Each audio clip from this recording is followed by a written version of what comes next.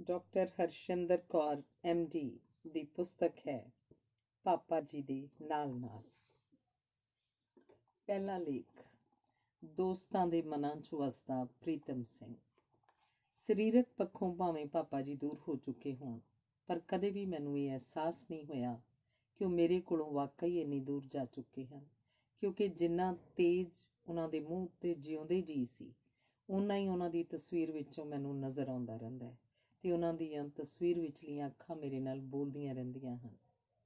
ਉਹਨਾਂ ਦੀ ਤਸਵੀਰ ਮੇਰੇ ਘਰ ਅੰਦਰ ਵੜਦੇ ਸਾਰ ਸਾਹਮਣੇ ਹੀ ਮੇਰੀ ਮੰਮੀ ਦੀ ਤਸਵੀਰ ਨਾਲ ਪਈ ਹੋਈ ਹੈ ਅਤੇ ਹਮੇਸ਼ਾ ਸਵਾਗਤ ਕਰਦੀ ਦਿਸਦੀ ਹੈ, ਜਿਵੇਂ ਉਹ ਜਿਉਂਦੇ ਜੀ ਖਿੜੇ ਮੱਥੇ ਕਰਦੇ ਹੁੰਦੇ ਸਨ। ਜਦੋਂ ਕੋਈ ਕੰਮ ਠੀਕ ਨਾ ਕਰਕੇ ਮੈਂ ਘਰ ਅੰਦਰ ਵੜਾਂ ਤਾਂ ਮੇਰਾ ਉਹਨਾਂ ਨਾਲ ਅੱਖਾਂ ਮਿਲਾਉਣ ਦਾ ਹੀਆ ਨਹੀਂ ਪੈਂਦਾ, ਅਤੇ ਜਦੋਂ ਵਧੀਆ ਕੰਮ ਕਰਕੇ ਜਾਵਾਂ ਤਾਂ ਉਹ ਬਾਹਾਂ ਖਿਲਾਰੇ ਮੇਰੇ ਮੱਥੇ ਨੂੰ ਚੁੰਮਣ ਲਈ ਸਾਹਮਣੇ ਖੜੇ ਮਹਿਸੂਸ ਹੋ ਜਾਂਦੇ ਹਨ। ਜਦੋਂ ਕੋਈ ਲੇਖ ਲਿਖਦੀ ਮੈਂ ਕਿਸੇ ਨੁਕਤੇ ਉੱਤੇ ਅੜ ਜਾਵਾਂ ਤਾਂ ਹਾਲੇ ਵੀ ਚੁੱਪ-ਚੁਪੀਤੇ ਉਹ ਕਿਸੇ ਪਾਸਿਓਂ ਦਿਮਾਗ ਅੰਦਰ ਆ ਕੇ ਗੁੰਝਲ ਹੱਲ ਕਰ ਦਿੰਦੇ ਹਨ। ਇਸ ਤਰ੍ਹਾਂ ਦੀ ਅਗਵਾਈ ਨਾਲ ਕੋਈ ਦੱਸੇ ਤੇ ਮੈਂ ਕਿਉਂ ਨਾ ਧੰਨ ਹੋਵਾਂ। ਇੱਕ ਖੋਜ ਪੱਤਰਿਕਾ ਸਤੰਬਰ 1992 ਵਿੱਚ ਪੰਜਾਬੀ ਯੂਨੀਵਰਸਿਟੀ ਪਟਿਆਲਾ ਵਿੱਚ ਪ੍ਰੋਫੈਸਰ ਪ੍ਰੀਤਮ ਸਿੰਘ ਵਿਸ਼ੇਸ਼ ਅੰਕ ਵਜੋਂ ਛਪੀ ਸੀ।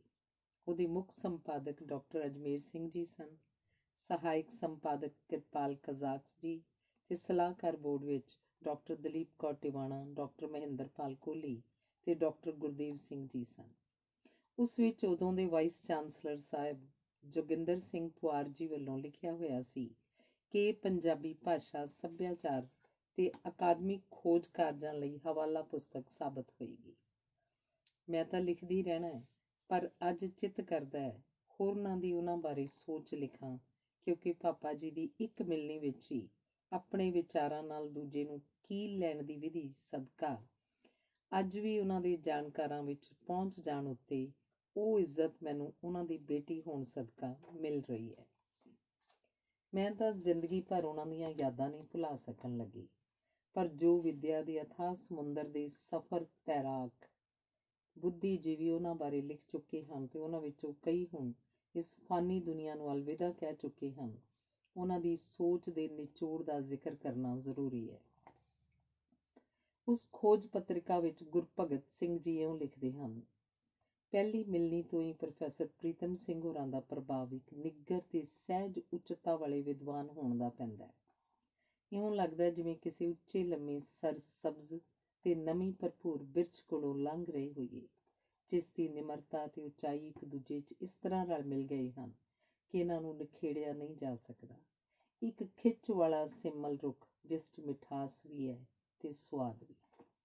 ਹਰਿੰਦਰ ਸਿੰਘ ਮਹਿਬੂਬ ਜੀ ਨੇ ਲਿਖਿਆ ਹੋਇਆ ਹੈ, ਕਲਗੀਆਂ ਵਾਲੇ ਦਾ ਅਨੰਤ ਰੂਹਾਨੀ ਹੁਸਨ ਉਹਨਾਂ ਦੀ ਸ਼ਖਸੀਅਤ ਦੀ ਜਿੰਦ ਜਾਨ ਹੈ।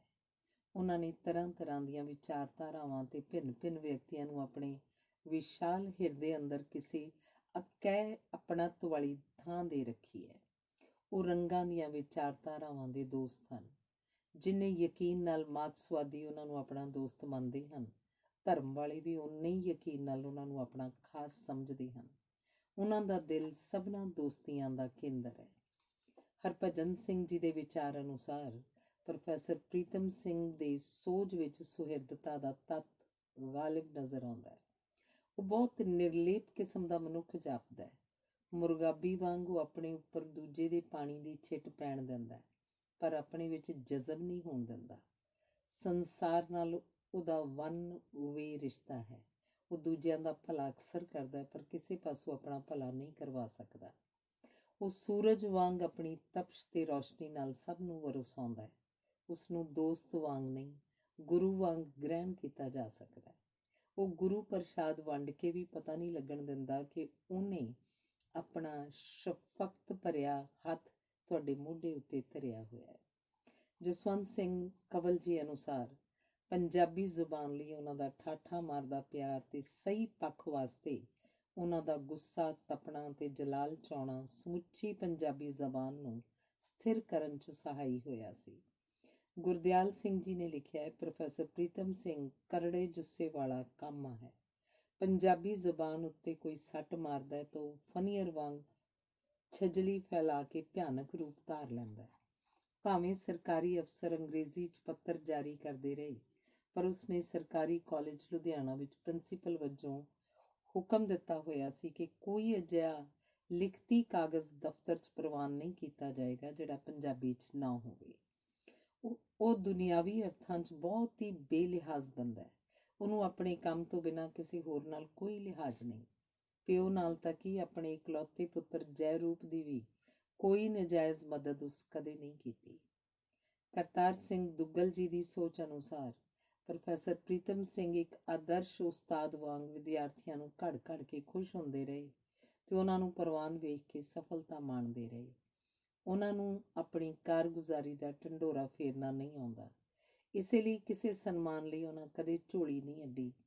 ਉਹਨਾਂ ਦੇ ਸ਼ਾਗਿਰਦ ਡਾਕਟਰ ਦਲੀਪ ਕੌਰ ਟਿਵਾਣਾ ਤੇ ਡਾਕਟਰ ਅਤਰ ਸਿੰਘ ਵਰਗੇ ਸਨ।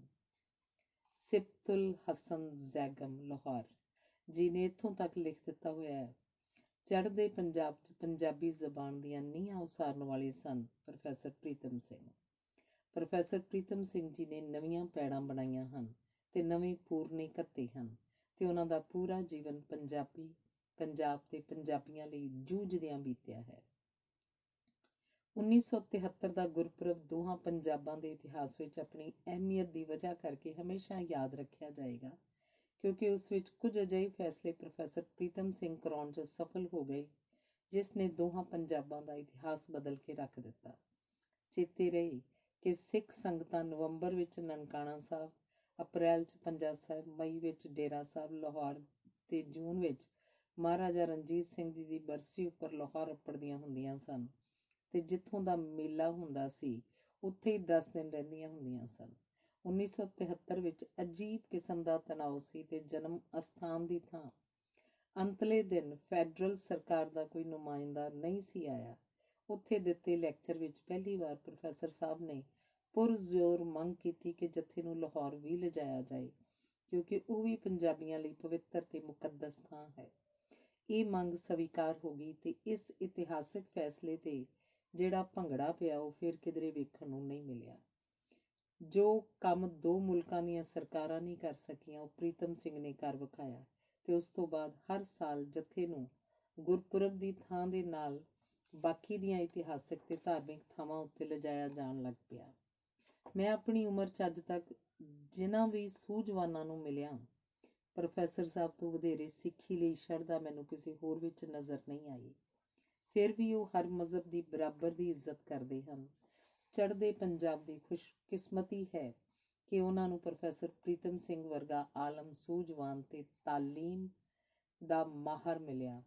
ਪੰਜਾਬ ਨੂੰ ਇਹ ਮਾਣ ਹਮੇਸ਼ਾ ਰਹੇਗਾ ਕਿ ਪੰਜਾਬ ਦੀ ਧਰਤੀ ਉੱਤੇ ਅਜਿਹੇ ਸੂਝਵਾਨ ਮੌਜੂਦ ਰਹੇ ਜਿਹੜੇ ਸਹੀ ਮਾਅਨਿਆਂ 'ਚ ਪੰਜਾਬ ਤੇ ਪੰਜਾਬੀਅਤ ਦੀ ਰੂਹ, ਰੀਤ ਤੇ ਪਛਾਣ ਦੇ ਅਸਲੀ ਰੂਪ ਹਨ। ਗਿਆਨੀ ਲਾਲ ਸਿੰਘ ਜੀ ਅਨੁਸਾਰ ਰਿਹਾਇਸ਼ ਸਾਦਮੁਰਾਦੀ, ਪਰ ਅਲਮਾਰੀਆਂ ਗਿਆਨ ਦੇ ਭੰਡਾਰ ਨਾਲ ਟਹਿਕਦੀਆਂ ਹਨ। ਪ੍ਰੋਫੈਸਰ ਪ੍ਰੀਤਮ ਸਿੰਘ ਸੂਝਵਾਨ ਆਲੋਚਕ ਹਨ, ਜਿਹੜੇ ਰਚਨਾ ਤੇ ਰਚਨਹਾਰ ਨੂੰ ਸ਼ਬਦਾਂ ਦੀ ਟੁਣਕ ਨਾਲ ਟੁਣਕਾਉਂਦੇ ਹਨ ਪਰ ਦਿਲ ਤੇ ਜ਼ਖਮ ਨਹੀਂ ਲਾਉਂਦੇ। ਪ੍ਰੋਫੈਸਰ ਪ੍ਰੀਤਮ ਸਿੰਘ ਨਿਸ਼ਾਨੇ ਉੱਤੇ ਤੀਰ ਲਾਉਣ ਪੱਖੋਂ ਤੇ ਜ਼ਖਮ ਨਾ ਲਾਉਣ ਪੱਖੋਂ ਅਕਲ ਲਤੀਫ ਦੇ ਮਾਲਕ ਹਨ। ਪ੍ਰੀਤਮ ਸਿੰਘ ਆਰਸੀ ਜੀ ਦੇ ਵਿਚਾਰ ਕੁਝ ਇੰਝ ਦਰਜ ਹਨ। ਪ੍ਰੋਫੈਸਰ ਪ੍ਰੀਤਮ ਸਿੰਘ ਵਿਰਲੇ ਟਾਵੇਂ ਵਿਚਾਰਵਾਨਾਂ ਵਿੱਚੋਂ ਇੱਕ ਨਿਆਰੇ ਵਿਚਾਰਵਾਨ ਹਨ। ਆਮ ਵੇਖਣ 'ਚ ਆਉਂਦਾ ਹੈ ਕਿ ਜਿੱਥੇ ਅਕਲ ਸਿਖਰ ਛੂੰਹਦੀ ਹੁੰਦੀ ਹੈ ਉੱਥੇ ਘਮੰਡ ਤੇ ਹੰਕਾਰ ਵੀ ਉਹਦੇ ਨਾਲ ਜੱਫੀ ਪਾਈ ਬੈਠੇ ਹੁੰਦੇ ਹਨ। ਗੁਰੂ ਨਾਨਕ ਦੇਵ ਜੀ ਅਨੁਸਾਰ ਜਦ ਹਉਮੈ ਸਵੈ ਵਿਸ਼ਵਾਸ ਦਾ, ਆਪਣੀ ਆਤਮਾ ਦੀ ਪਛਾਣ ਦਾ, ਆਪਣੀ ਸਮਰੱਥਾ ਨੂੰ ਸਮਝ ਲੈਣ ਦਾ ਰੂਪ ਧਾਰਨ ਕਰਦੀ ਹੈ ਤਾਂ ਇਹ ਹਾਂ ਪੱਖੀ ਹੋ ਨਿਬੜਦੀ ਹੈ ਤੇ ਆਤਮਾ ਦੀ ਪਛਾਣ ਕਰਨ ਵਾਲਾ ਵਿਅਕਤੀ ਬੜਾ ਸੰਨਿਮਰ, ਨਿਰਮਾਣ ਤੇ ਸਾਧ ਮੁਰਾਦੇ ਰੂਪ 'ਚ ਪ੍ਰਗਟ ਹੁੰਦਾ ਹੈ। ਅਜਿਹਾ ਹੀ ਸਰੂਪ ਹੈ ਸਾਡਾ ਆਪਣਾ ਪ੍ਰੋਫੈਸਰ ਪ੍ਰੀਤਮ ਸਿੰਘ।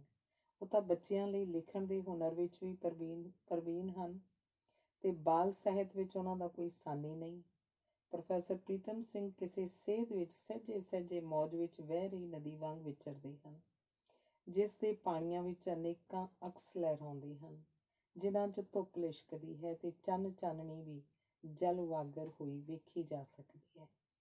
ਉਹਨਾਂ ਪਾਸ ਬੇਸ਼ਕੀਮਤੀ ਹੱਥ ਲਿਖਤਾਂ ਦੇ ਖਰੜੇ ਹਨ ਤੇ ਦੁਰਲੱਭ ਜਨਮ ਸਾਖੀਆਂ ਵੀ ਜਿਹੜੀਆਂ ਉਹਨਾਂ ਸਖਤ ਮਿਹਨਤ ਨਾਲ ਇਕੱਠੀਆਂ ਕੀਤੀਆਂ ਹੋਈਆਂ ਹਨ। ਪ੍ਰੋਫੈਸਰ ਸਾਹਿਬ ਦੇ ਕਈ ਰੂਪ ਹਨ। ਅਧਿਆਪਕ, ਖੋਜਕਾਰ, ਸੰਪਾਦਕ ਤੇ ਲੇਖਕ ਤੇ ਹਰ ਰੂਪ 'ਚੋਂ ਗੁਣਵਾਨ ਹਨ। ਉਹਨਾਂ ਵਿੱਚੋਂ ਸਭ ਤੋਂ ਪਿਆਰਾ ਤੇ ਆਤਮਾ ਨੂੰ ਛੂਹ ਜਾਣ ਵਾਲਾ ਰੂਪ ਹੈ ਮਨੁੱਖ ਦਾ। ਉਹ ਵਧੀਆ ਮਨੁੱਖ ਹਨ ਤੇ ਗੁਰਮੁਖ ਵੀ। ਗੁਰਬਾਣੀ ਨੂੰ ਉਹਨਾਂ ਨੇ ਆਪਣੇ ਜੀਵਨ 'ਚ ਢਾਲ ਲਿਆ ਤੇ ਉਹਨਾਂ ਦੀ ਨਿਮਰਤਾ, ਮਿਠਾਸ, ਸਹਿਜ ਮਨੋਬਿਰਤੀ ਤੇ ਸਾਧ ਮੁਰਾਦਗੀ ਨੂੰ ਗੁਰਬਾਣੀ ਦੀ ਹੀ ਦੇਣ ਕਿਹਾ ਜਾ ਸਕਦਾ ਹੈ। ਰਾਮ ਸਰੂਪ ਅਣਖੀ ਜੀ ਦੀ ਸੋਚ ਮੁਤਾਬਕ ਪ੍ਰੀਤਮ ਸਿੰਘ ਦੀ ਲਿਖਤ ਆਪ ਹੀ ਅਨੇਕ ਵਾਰ ਵੱਢ ਟੁੱਕ ਕੇ ਸੋਧ ਕੇ ਲਿਖੀ ਹੋਈ ਹੁੰਦੀ ਸੀ, ਪਰ ਫਾਈਨਲ ਲਿਖਤ ਅਜਿਹੀ ਹੁੰਦੀ ਸੀ ਜਿਵੇਂ ਸੁਨਿਆਰੇ ਦੀ ਘੜੀ ਚੀਜ਼ ਹੋਵੇ, ਤੇ ਐਸਾ ਅਣਖਿੱਝ ਤੇ ਬਾਰੀਕੀ ਦਾ ਕੰਮ ਪ੍ਰੋਫੈਸਰ ਪ੍ਰੀਤਮ ਸਿੰਘ ਹੀ ਕਰ ਸਕਦਾ ਸੀ। ਪ੍ਰੋਫੈਸਰ ਸਾਹਿਬ ਦੇ ਇੱਕ ਲੜਕਾ ਤੇ 4 ਧੀਆਂ ਹਨ, ਪਰ ਸਭ ਵੱਖੋ ਵੱਖਰੇ ਕਿੱਤੇ 'ਚ। ਕੋਈ ਪੰਜਾਬੀ ਜ਼ਬਾਨ ਵਾਲੇ ਪਾਸੇ ਨਹੀਂ ਪਿਆ। ਉਹਨਾਂ ਨੂੰ ਆਪਣੇ ਬੱਚਿਆਂ ਦੀਆਂ ਕਲਾਸਾਂ ਜਾਂ ਸਕੂਲ ਬਾਰੇ ਵੀ ਨਹੀਂ ਸੀ ਪਤਾ ਹੁੰਦਾ। ਉਹ ਤਾਂ ਸ੍ਰੀਮਤੀ ਨਰਿੰਦਰ ਕੌਰ ਧਰਮ ਪਤਨੀ ਦੀ ਹੀ ਜ਼ਿੰਮੇਵਾਰੀ ਹੁੰਦੀ ਸੀ। ਘਰ-ਬਾਰ ਵੱਲੋਂ ਵੀ ਉੱਕਾ, ਬੇਪਰਵਾਹ ਤੇ ਫਕੀਰ ਇਨਸਾਨ, ਪਰ ਧੁਨ ਦਾ ਪੱਕਾ। ਪ੍ਰੋਫੈਸਰ ਪ੍ਰੀਤਮ ਸਿੰਘ ਦਾ ਹਾਸ ਰਸ ਬੇਮਿਸਾਲ ਹੈ। ਉਹਨਾਂ ਦਾ ਇੱਕ ਸੁਪਨਾ ਹੈ ਕਿ ਪੰਜਾਬ 'ਚ ਕਦੇ ਕੋਈ ਅਜਿਹਾ ਅਜਾਇਬ ਘਰ ਬਣੇ ਜਿੱਥੇ ਪ੍ਰਸਿੱਧ ਪੰਜਾਬੀ ਲੇਖਕਾਂ ਦੀਆਂ ਪੁਸਤਕਾਂ ਦੇ ਮੂਲ ਖਰੜੇ ਸੰਭਾਲ ਕੇ ਰੱਖੇ ਜਾਣ। ਪ੍ਰੀਤਮ ਸਿੰਘ ਤਾਂ ਹਰਾ ਛੋਲੂਆ 36 ਪਦਾਰਥ ਹੈ। ਕ੍ਰਿਸ਼ਨ ਲਾਲ ਸ਼ਰਮਾ ਸੂਦਨ ਜੀ ਨੇ ਲਿਖਿਆ ਹੈ, ਉਸਨੇ ਆਪਣੇ ਆਲੋਚਕਾਂ ਦੀ ਵੀ ਪਿੱਠ ਪਿੱਛੇ ਪ੍ਰਸ਼ੰਸਾ ਕੀਤੀ ਹੈ ਤੇ ਉਹਦੇ ਮੱਥੇ ਉੱਤੇ ਵੱਟ ਪੈਂਦਿਆਂ ਕਿਸੇ ਨੇ ਨਹੀਂ ਵੇਖਿਆ। ਉਹ ਐਕਸਰੇ ਕਿਰਨਾਂ ਵਾਂਗ ਤੁਰੰਤ ਬੰਦੇ ਦੇ ਅੰਦਰ ਦਾ ਚਾਨਣ ਝਾਕਦੇ ਹਨ ਤੇ ਸਿੱਧੇ ਉਹਦੀ ਯੋਗਤਾ ਤੇ ਗੁਣਾਂ ਦੀ ਪੋਟਲੀ ਫਰੋਲਦੇ ਹਨ। ਉਹਨਾਂ ਤੋਂ ਪੜ੍ਹੇ ਵਿਦਿਆਰਥੀ ਹਰ ਖੇਤਰ 'ਚ ਮੱਲਾਂ ਮਾਰਦੇ ਹਨ, ਕਿਉਂਕਿ ਉਹ ਇਹਨਾਂ ਦੀ ਨਿਗਾਹ ਸਾਧਨਾ ਦੀ ਸੂਈ ਦੇ ਨੱਕੇ 'ਚੋਂ ਨਿਕਲਦੇ ਹਨ। ਪ੍ਰੋਫੈਸਰ ਪ੍ਰੀਤਮ ਸਿੰਘ ਪੰਜਾਬੀ ਦੀ ਧਰਤੀ ਦੀ ਮਹਿਕ ਹੈ, ਪੰਜਾਬੀ ਵਿਰਸੇ ਦੇ ਸਾਂਸਕ੍ਰਿਤਿਕ ਖਜ਼ਾਨੇ ਦੀ ਖਣਕ, ਪੰਜਾਬੀ ਭਾਸ਼ਾ ਦੇ ਸੁਹੱਪਣ ਦੀ ਰੌਣਕ, ਟੀਚਿਆਂ ਦਾ ਮੀਲ ਪੱਥਰ, ਦੂਰਦਰਸ਼ੀ ਦ੍ਰਿਸ਼ਟੀ ਦੀ ਸੁਨੱਖੀ ਅੱਖ, ਲੋਕ ਮਾਨਸਿਕਤਾ ਦਾ ਮਹਿਰਮ, ਲੋਕ ਚੇਤਨਾ ਨੂੰ ਟੁੰਬਣ ਵਾਲਾ ਸੰਵੇਦਨਸ਼ੀਲ ਸੁਪਨਾ ਤੇ ਕਾਲਕ੍ਰਮ ਦੀ ਨਿਰੰਤਰਤਾ ਦੀ ਇੱਕ ਕੜੀ ਹੈ। ਉਹਦਾ ਵਿਅਕਤਿਤਵ ਆਪਣੇ ਆਪ 'ਚ ਇੱਕ ਸੰਸਥਾ ਹੈ। ਉਹ ਸਾਰੂ ਕੰਮ ਦੀ ਇੱਕ ਦਿਸ਼ਾ ਤੇ ਪੰਜਾਬੀ ਭਾਸ਼ਾ ਦੀ ਸਮਰੱਥਾ ਦਾ ਪ੍ਰਤੀਕ ਹੈ। ਪ੍ਰੋਫੈਸਰ ਪ੍ਰੀਤਮ ਸਿੰਘ ਦੀ ਯਥਾਰਥ ਦੀ ਪਕੜ ਇੰਨੀ ਮਜ਼ਬੂਤ ਹੈ ਕਿ ਸਮੇਂ ਦੀ ਤਿਲਕਦੀ ਰੇਤ ਹੋਵੇ ਜਾਂ ਰੁੱਖ ਬਦਲਦੇ ਮੌਸਮਾਂ ਦੇ ਤੇਵਰ ਹੋਣ ਜਾਂ ਬੁੱਕਲ ਵਿੱਚ ਝੱਖੜ ਲਈ ਝੁੱਲਦੇ ਵਾਵਰੋਲੇ ਹੋਣ, ਉਹਨਾਂ ਦੀ ਮੁਸਤਕਿਲ ਮਿਜ਼ਾਜੀ ਥਿਰਤਾ ਵਿੱਚ ਕਦੇ ਕਿਸੇ ਨੇ ਕੋਈ ਸ਼ਿਕਨ ਪੈਂਦੀ ਨਹੀਂ ਵੇਖੀ, ਕਿਉਂਕਿ ਉਹਨਾਂ ਨੂੰ ਆਪਣੇ ਆਪ ਤੇ, ਆਪਣੇ ਕੰਮ ਤੇ ਆਪਣੇ ਲੋਕਾਂ ਦੇ ਪਿਆਰ ਤੇ ਸਦਾ ਭਰੋਸਾ ਰਿਹਾ। ਉਹ ਜਿੱਥੇ ਖੜੇ ਹੁੰਦੇ ਹਨ ਉੱਥੇ ਅਡਿੱਗ ਤੇ ਅਡੋਲ ਉੱਚਕ ਖੜੇ ਹੁੰਦੇ ਹਨ। ਉਹਨਾਂ ਅੰਦਰ ਇੱਕ ਸੰਜਮ, ਅਨੁਸ਼ਾਸਨ ਤੇ ਲਗਨ ਦਾ ਇੱਕ ਸੁਖਾਵਾਂ ਸੁਭਾਵਕ ਸੁਮੇਲ ਹੈ। ਸਹਿਜੀ ਇਹ ਗੁਣ ਉਹਨਾਂ ਦੀ ਸ਼ਖਸੀਅਤ ਦੀ ਸ਼ਨਾਖਤ ਬਣ ਗਏ ਹਨ। ਉਹ ਜਿਸ ਵੀ ਪੋਜੀਸ਼ਨ ਤੇ ਕੰਮ ਕਰਦੇ ਰਹੇ, ਉੱਥੇ ਅਨੁਸ਼ਾਸਨ ਦੀਆਂ ਜਿਹੜੀਆਂ ਮਿਸਾਲੀ ਪਿਰਤਾਂ ਉਹਨਾਂ ਨੇ ਪਾਈਆਂ ਤੇ ਸੰਸਥਾਈ ਅਨੁਸ਼ਾਸਨ ਨੂੰ ਜੋ ਸੇਧ ਦਿੱਤੀ, ਉਹਨੇ ਉਹਨਾਂ ਨੂੰ ਚੰਗੇ ਵਿਵਸਥਾਪਨ ਹੋਣ ਦੀ ਸ਼ੋਹਰਤ ਦਿੱਤੀ। ਪਬਲਿਕ ਜੀਵਨ ਵਿੱਚ ਉਹ ਡਿਊਟੀ ਦੇ ਪਾਬੰਦ ਤੇ ਸਖਤ ਰਹੇ, ਪਰ ਨਿੱਜੀ ਜੀਵਨ ਵਿੱਚ ਉਹ ਮਨੁੱਖੀ ਕਦਰਾਂ ਕੀਮਤਾਂ ਤੇ ਸਹਾਨੂਭੂਤੀਪੂਰਨ ਵਿਹਾਰ ਦੇ ਧਾਰਨੀ ਰਹੇ। ਪ੍ਰੋਫੈਸਰ ਪ੍ਰੀਤਮ ਸਿੰਘ ਦੀ ਉਸਾਰੂ ਸ਼ਖਸੀਅਤ ਵੀ ਲੰਮੇ ਸਮੇਂ ਦੇ ਉਸਾਰੂ ਟੀਚਿਆਂ ਨੂੰ ਮਿੱਥਦੀ ਹੈ, ਨਵੇਂ ਰਾਹਾਂ ਲਈ ਭੰਨ ਤੋੜ ਕਰਦੀ ਹੈ ਤੇ ਲੋਕ ਹਿੱਤ ਦੇ ਟੀਚਿਆਂ ਨਾਲ ਜੋੜਦੀ ਹੈ, ਨਵੇਂ ਸੰਦਰਭਾਂ ਵਿੱਚ ਨਵੇਂ ਸੁਪਨਿਆਂ ਨੂੰ ਉਜਾਗਰ ਕਰਨ ਲਈ। ਡਾਕਟਰ ਜੀਤ ਸਿੰਘ ਸੀਤਲ ਪ੍ਰੋਫੈਸਰ ਪ੍ਰੀਤਮ ਸਿੰਘ ਜੀ ਦੀ ਸ਼ਖਸੀਅਤ ਦੇ ਪ੍ਰਭਾਵ ਨੂੰ ਇੰਝ ਉਲੀਕਦੇ ਹਨ। ਪ੍ਰੋਫੈਸਰ ਪ੍ਰੀਤਮ ਸਿੰਘ ਪੰਜਾਬੀ ਦੇ ਮੋਤੀ ਚੁਗਣ ਵਾਲਾ ਹੰਸ ਹੈ, ਜਿਹੜਾ ਘੱਟ ਲਿਖਦਾ ਹੈ ਤੇ ਘੱਟ ਬੋਲਦਾ ਹੈ ਤੇ ਉੱਚੇ ਸੁੱਚੇ ਵਿਅਕਤਿਤਵ ਦਾ ਮਾਲਕ ਹੈ। ਹਿੰਮਤ ਸਿੰਘ ਕੁਝ ਇਉਂ ਲਿਖਦੇ ਹਨ, ਪ੍ਰੋਫੈਸਰ ਪ੍ਰੀਤਮ ਸਿੰਘ ਬਾਰੇ ਲਿਖਦੇ ਹਨ, ਜਿੰਨੀਆਂ ਦਿੱਕਤਾਂ ਪੇਸ਼ ਆਉਂਦੀਆਂ ਉਨੀਆਂ ਹੋਰ ਕਿਸੇ ਅਧਿਆਪਕ ਸੰਬੰਧੀ ਲਿਖਣ ਲੱਗਿਆਂ ਨਹੀਂ ਆਉਂਦੀਆਂ, ਕਿਉਂਕਿ ਉਹਨਾਂ ਦੀ ਪ੍ਰਤਿਭਾਵਾਨ ਬਹੁ ਪਾਸਾਰਤਾ ਤੇ ਚੁਸਤ ਹਾਜ਼ਰ ਜਵਾਬੀ ਦਾ ਕੋਈ ਸਾਨੀ ਨਹੀਂ। ਕਈ ਮਨੁੱਖ ਹਰ ਮੁਸ਼ਕਿਲ ਨੂੰ ਗਲੇ ਲਾਉਂਦੇ ਹਨ ਤੇ ਉਹ ਆਪਣੀ ਤਕੜਾਈ ਨੂੰ ਅਜ਼ਮਾਇਸ਼ਾਂ 'ਚ ਲਗਾਉਂਦੇ ਰਹਿੰਦੇ ਹਨ। ਪ੍ਰੋਫੈਸਰ ਸਾਹਿਬ ਇਹੋ ਜਿਹੀ ਜਿਸਮ ਜਾਨ ਨਾਲ ਸੰਬੰਧਿਤ ਹਨ। ਕੋਈ ਸੰਸਾਰੀ ਲਗਨ ਲਗਾਓ ਦਾ ਕਦਰਦਾਨੀ ਖੁਦ ਆਪ ਤੇ ਦੂਜਿਆਂ ਨੂੰ ਮੁਸ਼ੱਕਤ ਭਰੇ ਜਫਰ ਜੋਧ ਦੀ ਅਜਮਾਇਸ਼ ਵਿੱਚੋਂ ਲੰਘਾ ਕੇ ਮਨੁੱਖੀ ਕੱਦ ਕਾਠ ਨਾਲ ਮਿਲਦੀ ਕਸਵੱਟੀ ਉੱਤੇ ਪਰਖਦਾ ਤੇ ਖਿਆਲੀ ਖਾਮ ਖੁਮਾਰੀਆਂ ਦੇ ਅਫੀਮੀ ਹਵਾਈ ਕਿਲਿਆਂ ਦੀ ਵਿਅਰਥ ਸੁਪਨ ਨਗਰੀ ਤੋਂ ਘੜੀਸ ਕੇ ਮੁਸ਼ੱਕਤ ਭਰੀ ਪਿੱਤਰੀ ਤੇ ਮਾਤਰੀ ਵਿਰਾਸਤ ਦੀ ਹਕੀਕੀ ਧਰਤੀ ਉੱਪਰ ਟਿਕਾ ਸਕਦਾ ਹੈ। ਪ੍ਰੋਫੈਸਰ ਪ੍ਰੀਤਮ ਸਿੰਘ ਵਿੱਚ ਮੈਂ ਇਹ ਨਿਵੇਕਲਾ ਵਸਫ ਵੇਖਿਆ ਹੈ।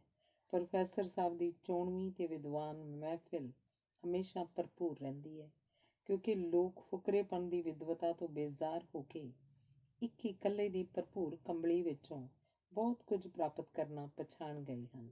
ਭਾਵੇਂ ਉਹਨਾਂ ਨੂੰ ਹਰ ਤਰ੍ਹਾਂ ਦੀ ਭੀੜ ਘੇਰੀ ਰੱਖਦੀ ਹੈ, ਪਰ ਮੈਂ ਉਹਨਾਂ ਦੇ ਅੰਦਰ ਇੱਕ ਇਕੱਲਾ ਸਾਧਕ ਹਮੇਸ਼ਾ ਵੇਖਦਾ ਰਿਹਾ ਹਾਂ।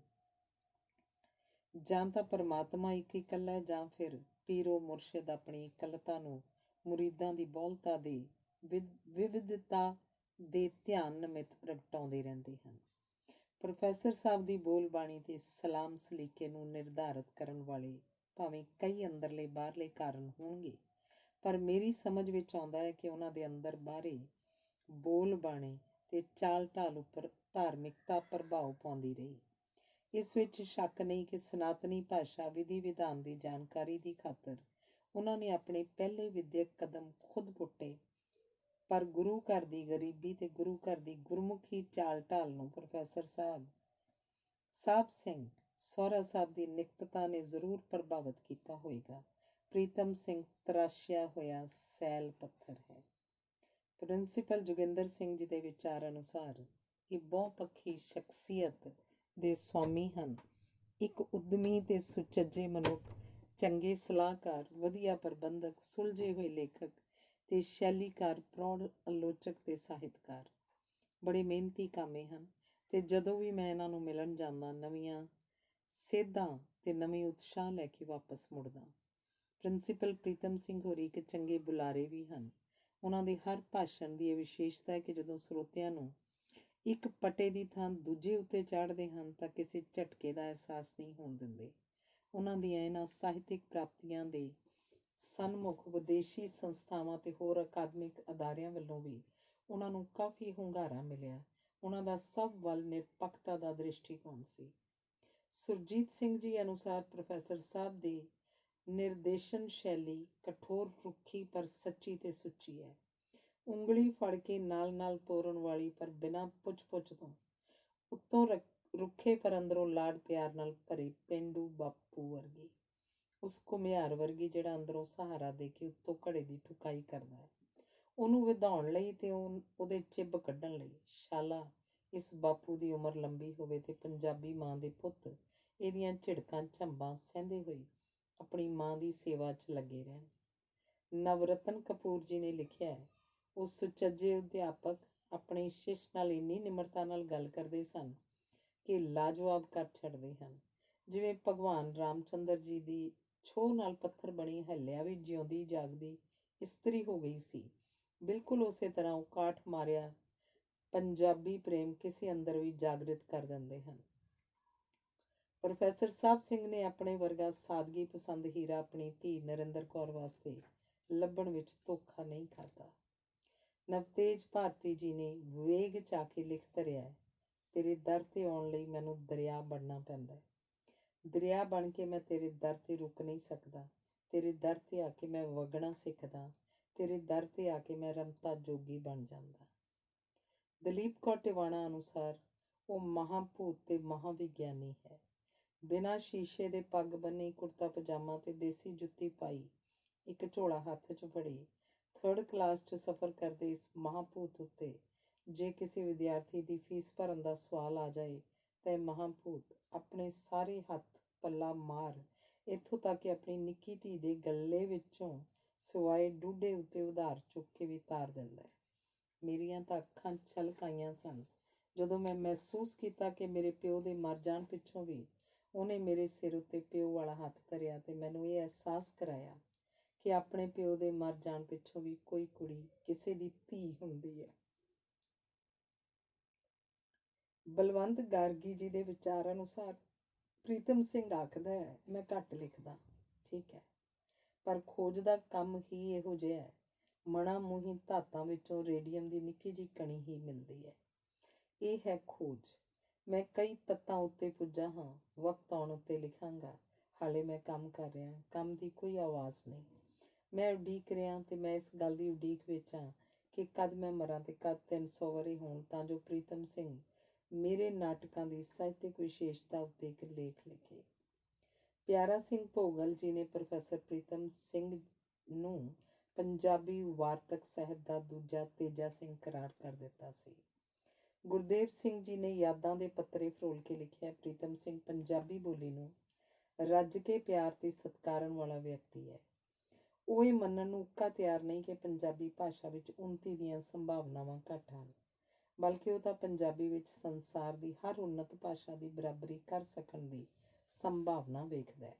ਉਹਦੀ ਜਾਣੀ ਪਛਾਣੀ ਮਨੌਤ ਹੈ ਕਿ ਜਿਸ ਬੋਲੀ ਦਾ 1000 ਵਰ੍ਹੇ ਦਾ ਇਤਿਹਾਸ ਹੋਵੇ, ਹਜ਼ਾਰਾਂ ਦੀ ਗਿਣਤੀ 'ਚ ਲਿਖਣ ਵਾਲੇ ਹੋ ਗੁਜ਼ਰੇ ਹੋਣ ਜਾਂ ਮੌਜੂਦ ਹੋਣ ਤੇ ਕਰੋੜਾਂ ਮਨੁੱਖ ਉਹਨੂੰ ਆਪਣੀ ਮਾਤਰੀ ਭਾਸ਼ਾ ਮੰਨਦੇ ਹੋਣ, ਉਸ ਬੋਲੀ ਦੀ ਸਮਰੱਥਾ ਤੇ ਸੰਭਾਵਨਾ ਬਾਰੇ ਸ਼ੱਕ ਦੀ ਗੁੰਜਾਇਸ਼ ਹੋਣੀ ਹੀ ਨਹੀਂ ਚਾਹੀਦੀ।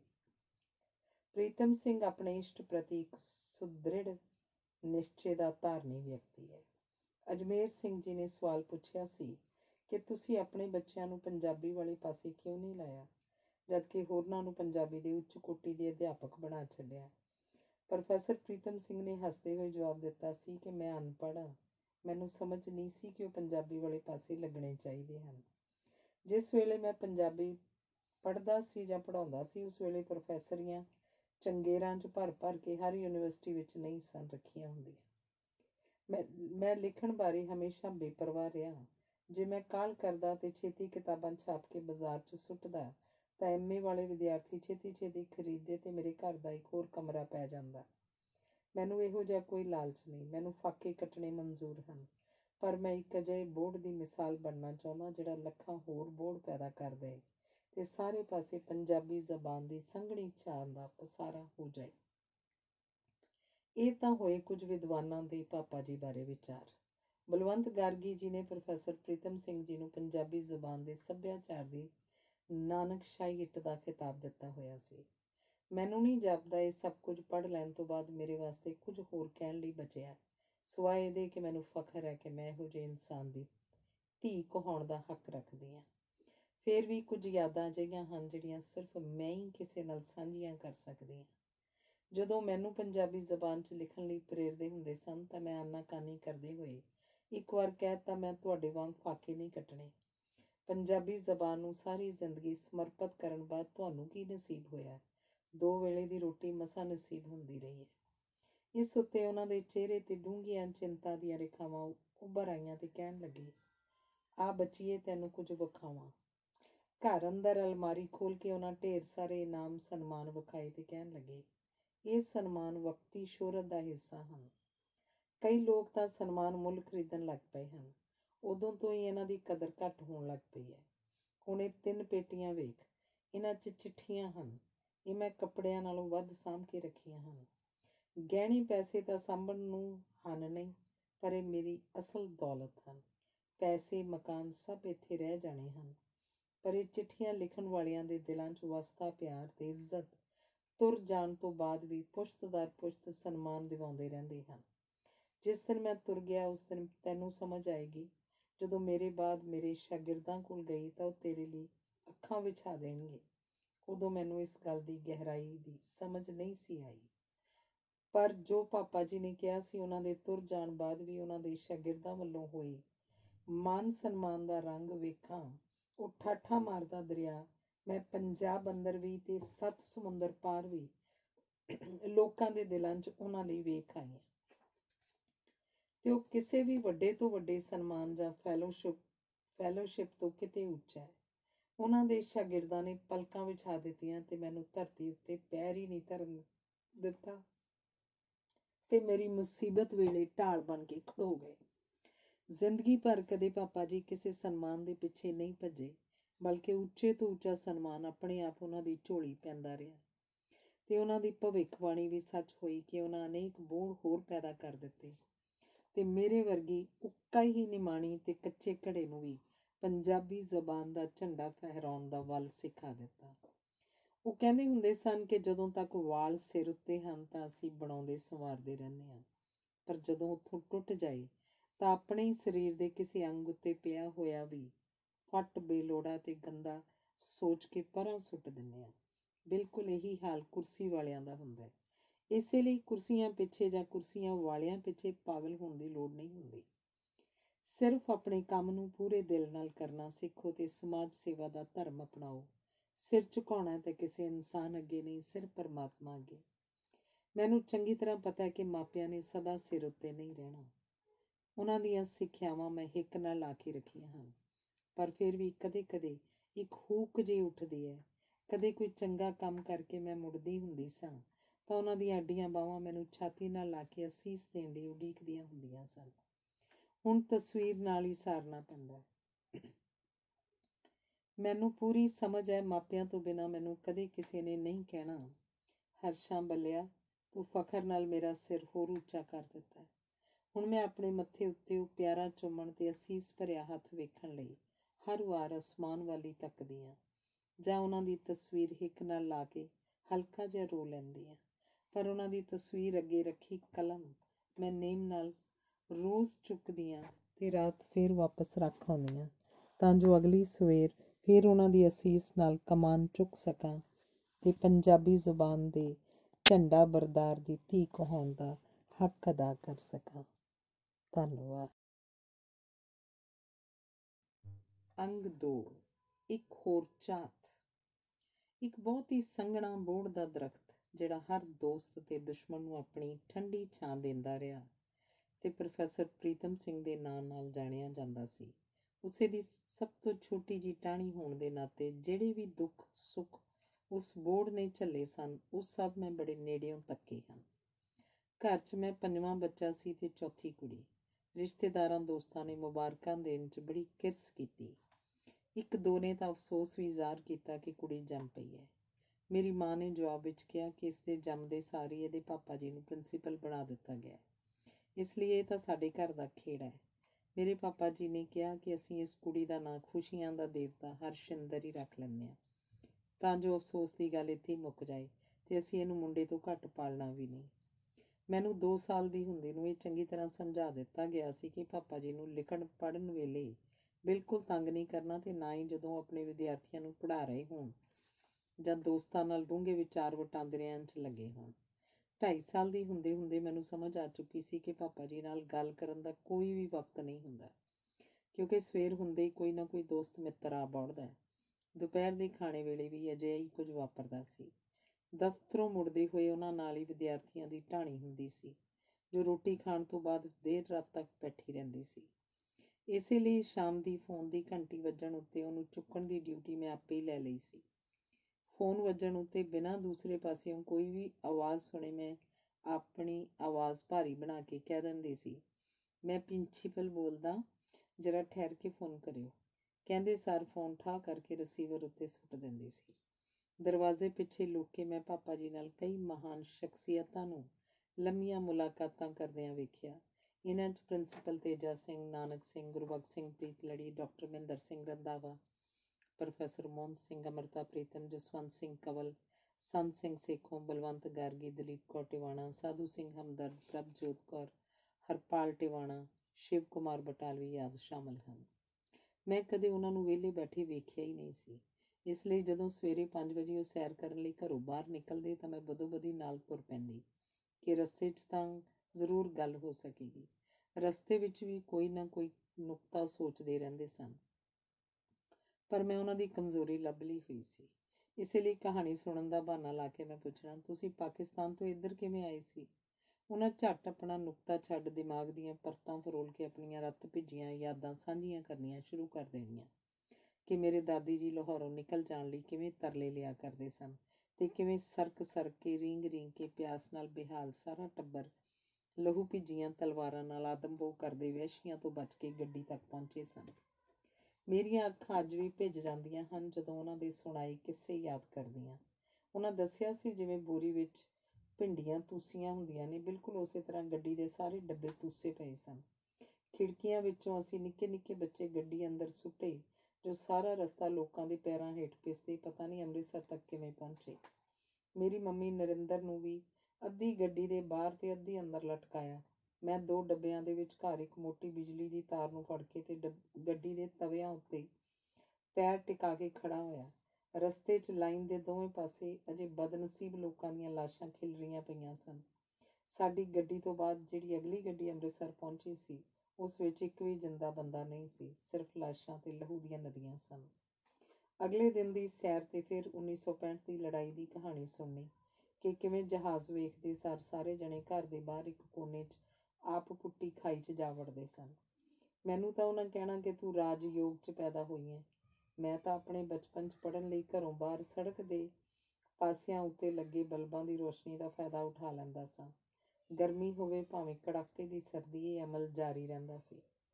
ਜਦੋਂ ਪਾਪਾ ਜੀ ਕਾਲਜ 'ਚ ਪੜ੍ਹਦੇ ਸਨ ਤਾਂ ਆਪਣੇ ਇੱਕ ਮਿੱਤਰ ਦੀ ਦੁਕਾਨ ਦੇ ਅਖਬਾਰ ਵੇਚਣ ਵਾਲੇ ਗੁਆਂਢੀ ਵੱਲੋਂ ਫੱਟੇ ਉੱਤੇ ਸਜਾਏ ਸਾਰੇ ਅਖਬਾਰ ਤੇ ਰਸਾਲੇ ਇੱਕ ਇੱਕ ਕਰਕੇ ਪੜ੍ਹ ਲੈਂਦੇ ਸਨ। ਇਹ ਉਹਨਾਂ ਦਾ ਨਿੱਤ ਦਾ ਨੇਮ ਸੀ। ਜਿੰਨਾ ਸਬਰ ਤੇ ਸੰਤੋਖ ਮੈਂ ਆਪਣੇ ਮਾਪਿਆਂ 'ਚ ਵੇਖਿਆ, ਓਨਾ ਘੱਟ ਹੀ ਕਿਸੇ 'ਚ ਵੇਖਣ ਨੂੰ ਮਿਲਦਾ ਹੈ। ਸਭ ਤੋਂ ਛੋਟੀ ਹੋਣ ਕਰਕੇ ਮੈਂ ਇਕੱਲੀ ਬੀਜੀ ਪਾਪਾ ਜੀ ਨਾਲ ਰਹਿੰਦੀ ਸੀ, ਕਿਉਂਕਿ ਬਾਕੀ ਸਭ ਬੱਚੇ ਵਿਆਹੇ ਜਾ ਚੁੱਕੇ ਸਨ। ਸਾਡੇ ਘਰ 'ਚ ਰੋਜ਼ ਪਾਪਾ ਜੀ ਦੇ ਢੇਰ ਸਾਰੇ ਵਿਦਿਆਰਥੀਆਂ ਦਾ ਲੰਗਰ ਚੱਲਦਾ ਸੀ। ਮੇਰੇ ਮੰਮੀ ਰੋਟੀਆਂ ਬਣਾ ਬਣਾ ਕੇ ਥੱਕ ਜਾਂਦੇ, ਪਰ ਕੀ ਮਜਾਲ ਕਿ ਮੱਥੇ ਤੇ ਕੋਈ ਸ਼ਿਕਨ ਪਿਆ ਹੋਵੇ। ਪਾਪਾ ਜੀ ਵੀ ਕਦੇ ਕਿਸੇ ਨੂੰ ਖਾਣਾ ਖਾਧੇ ਬਗੈਰ ਘਰੋਂ ਜਾਣ ਹੀ ਨਹੀਂ ਸਨ ਦਿੰਦੇ। ਇੱਕ ਦਿਨ ਮੈਂ ਸੁਣਿਆ ਮੰਮੀ ਪਾਪਾ ਜੀ ਨੂੰ ਕਹਿ ਰਹੇ ਸਨ ਕਿ ਅੱਜ ਰਾਤ ਵਾਸਤੇ ਸਬਜ਼ੀ ਲਿਆਉਣ ਲਈ ਪੈਸੇ ਨਹੀਂ ਹਨ, ਰੋਟੀ ਕਿਵੇਂ ਬਣਾਈਏ। ਮੈਨੂੰ ਕਿਉਂਕਿ ਡਾਕਟਰੀ ਪੜ੍ਹਨ ਵਾਲੇ ਪਾਸੇ ਲਾਇਆ ਸੀ, ਇਸ ਲਈ ਪੈਸੇ ਦੀ ਕਦੇ ਕੋਈ ਗੱਲਬਾਤ ਮੇਰੇ ਨਾਲ ਕੀਤੀ ਨਹੀਂ ਸੀ ਜਾਂਦੀ, ਤਾਂ ਜੋ ਮੇਰੀ ਪੜ੍ਹਾਈ ਖਰਾਬ ਨਾ ਹੋਵੇ। ਮੈਂ ਤਾਂ ਚੋਰੀਓਂ ਇਹ ਗੱਲ ਸੁਣ ਲਈ ਸੀ। 2 ਘੰਟੇ ਮੈਂ ਪੜ੍ਹ ਨਹੀਂ ਸਕੀ ਤੇ ਇੰਨੀ ਫਿਕਰਮੰਦ ਹੋਈ ਕਿ ਪੜ੍ਹਾਈ ਛੱਡਣ ਦਾ ਫੈਸਲਾ ਕਰਕੇ ਵਾਪਸ ਆਪਣੀ ਮੰਮੀ ਕੋਲ ਗਈ ਤੇ ਉਹ ਕਹਿਣ ਲੱਗੇ, ਅਸੀਂ ਸਾਰੀ ਜ਼ਿੰਦਗੀ ਮਿਹਨਤ ਦੀ ਕਮਾਈ ਖਾਧੀ ਹੈ, ਕਦੇ ਕਿਸੇ ਦਾ ਮਾੜਾ ਨਹੀਂ ਕੀਤਾ। ਇਸੇ ਲਈ ਪਰਮਾਤਮਾ ਸਾਨੂੰ ਕਿਸੇ ਅੱਗੇ ਹੱਥ ਅੱਡਣ ਹੀ ਨਹੀਂ ਦੇਵੇਗਾ ਤੇ ਨਾ ਹੀ ਕਦੇ ਅੱਡਿਆ। ਇਹ ਵੇਖ, ਹੁਣੇ ਡਾਕੀਆ ਤੇਰੇ ਪਾਪਾ ਜੀ ਦੇ ਛਪੇ ਲੇਖ ਦੇ ਕੁਝ ਪੈਸੇ ਦੇ ਗਿਆ। ਜਦੋਂ ਤੰਗੀ ਹੋਵੇ ਤਾਂ ਸਾਡੀ ਰੋਟੀ ਦਾ ਜੁਗਾੜ ਉੱਪਰ ਵਾਲਾ ਇਸੇ ਤਰ੍ਹਾਂ ਬਣਾ ਦਿੰਦਾ। ਤੂੰ ਸਾਰੇ ਫਿਕਰ ਛੱਡ ਕੇ ਸਿਰਫ ਪੜ੍ਹਾਈ ਕਰ, ਕਿਉਂਕਿ ਸਿਫਾਰਿਸ਼ ਜੋਗੇ ਪੈਸੇ ਸਾਡੇ ਕੋਲ ਨਹੀਂ ਹਨ।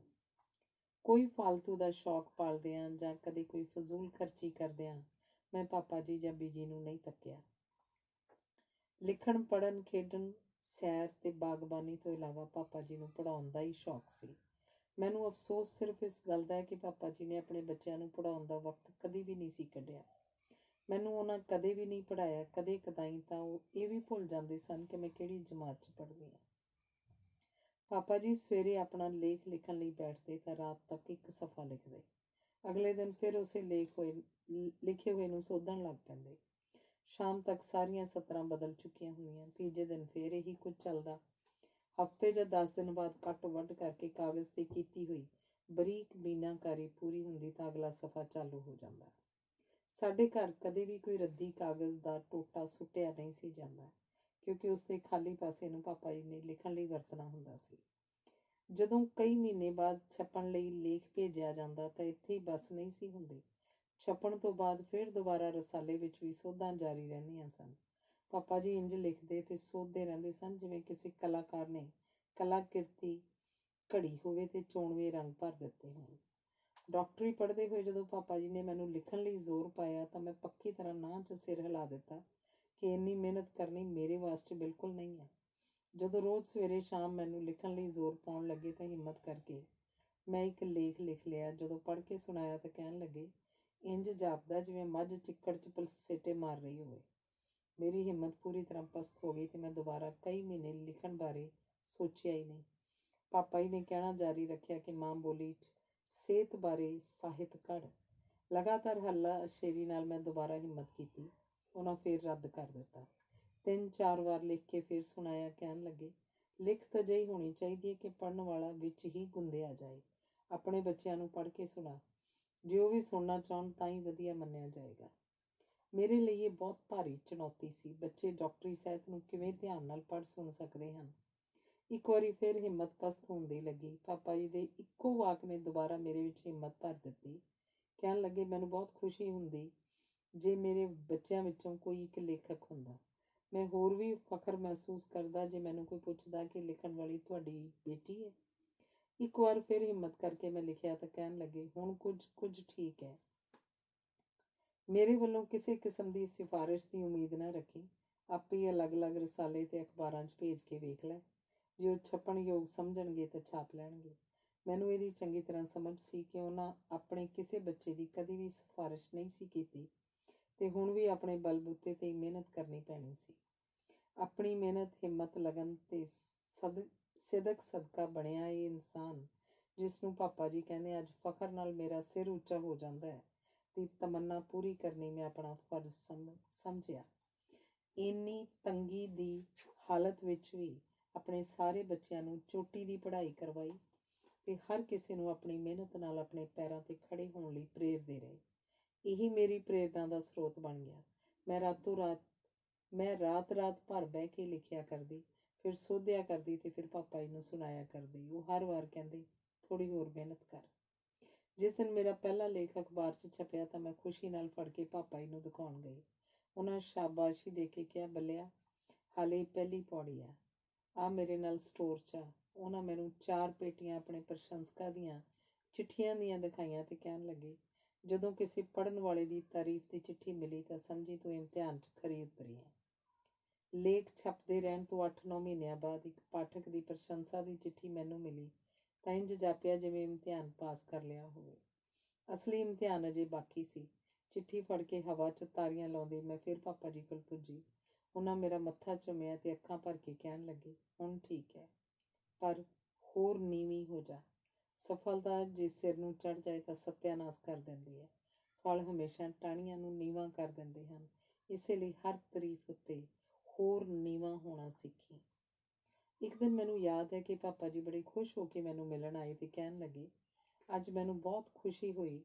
ਅੱਜ ਕਿਸੇ ਨੇ ਮੈਨੂੰ ਪੁੱਛਿਆ ਕਿ ਕੀ ਤੁਸੀਂ ਹਰਸ਼ਿੰਦਰ ਦੇ ਪਿਤਾ ਹੋ, ਜਿਹੜੀ ਅਖਬਾਰਾਂ 'ਚ ਲਿਖਦੀ ਹੈ।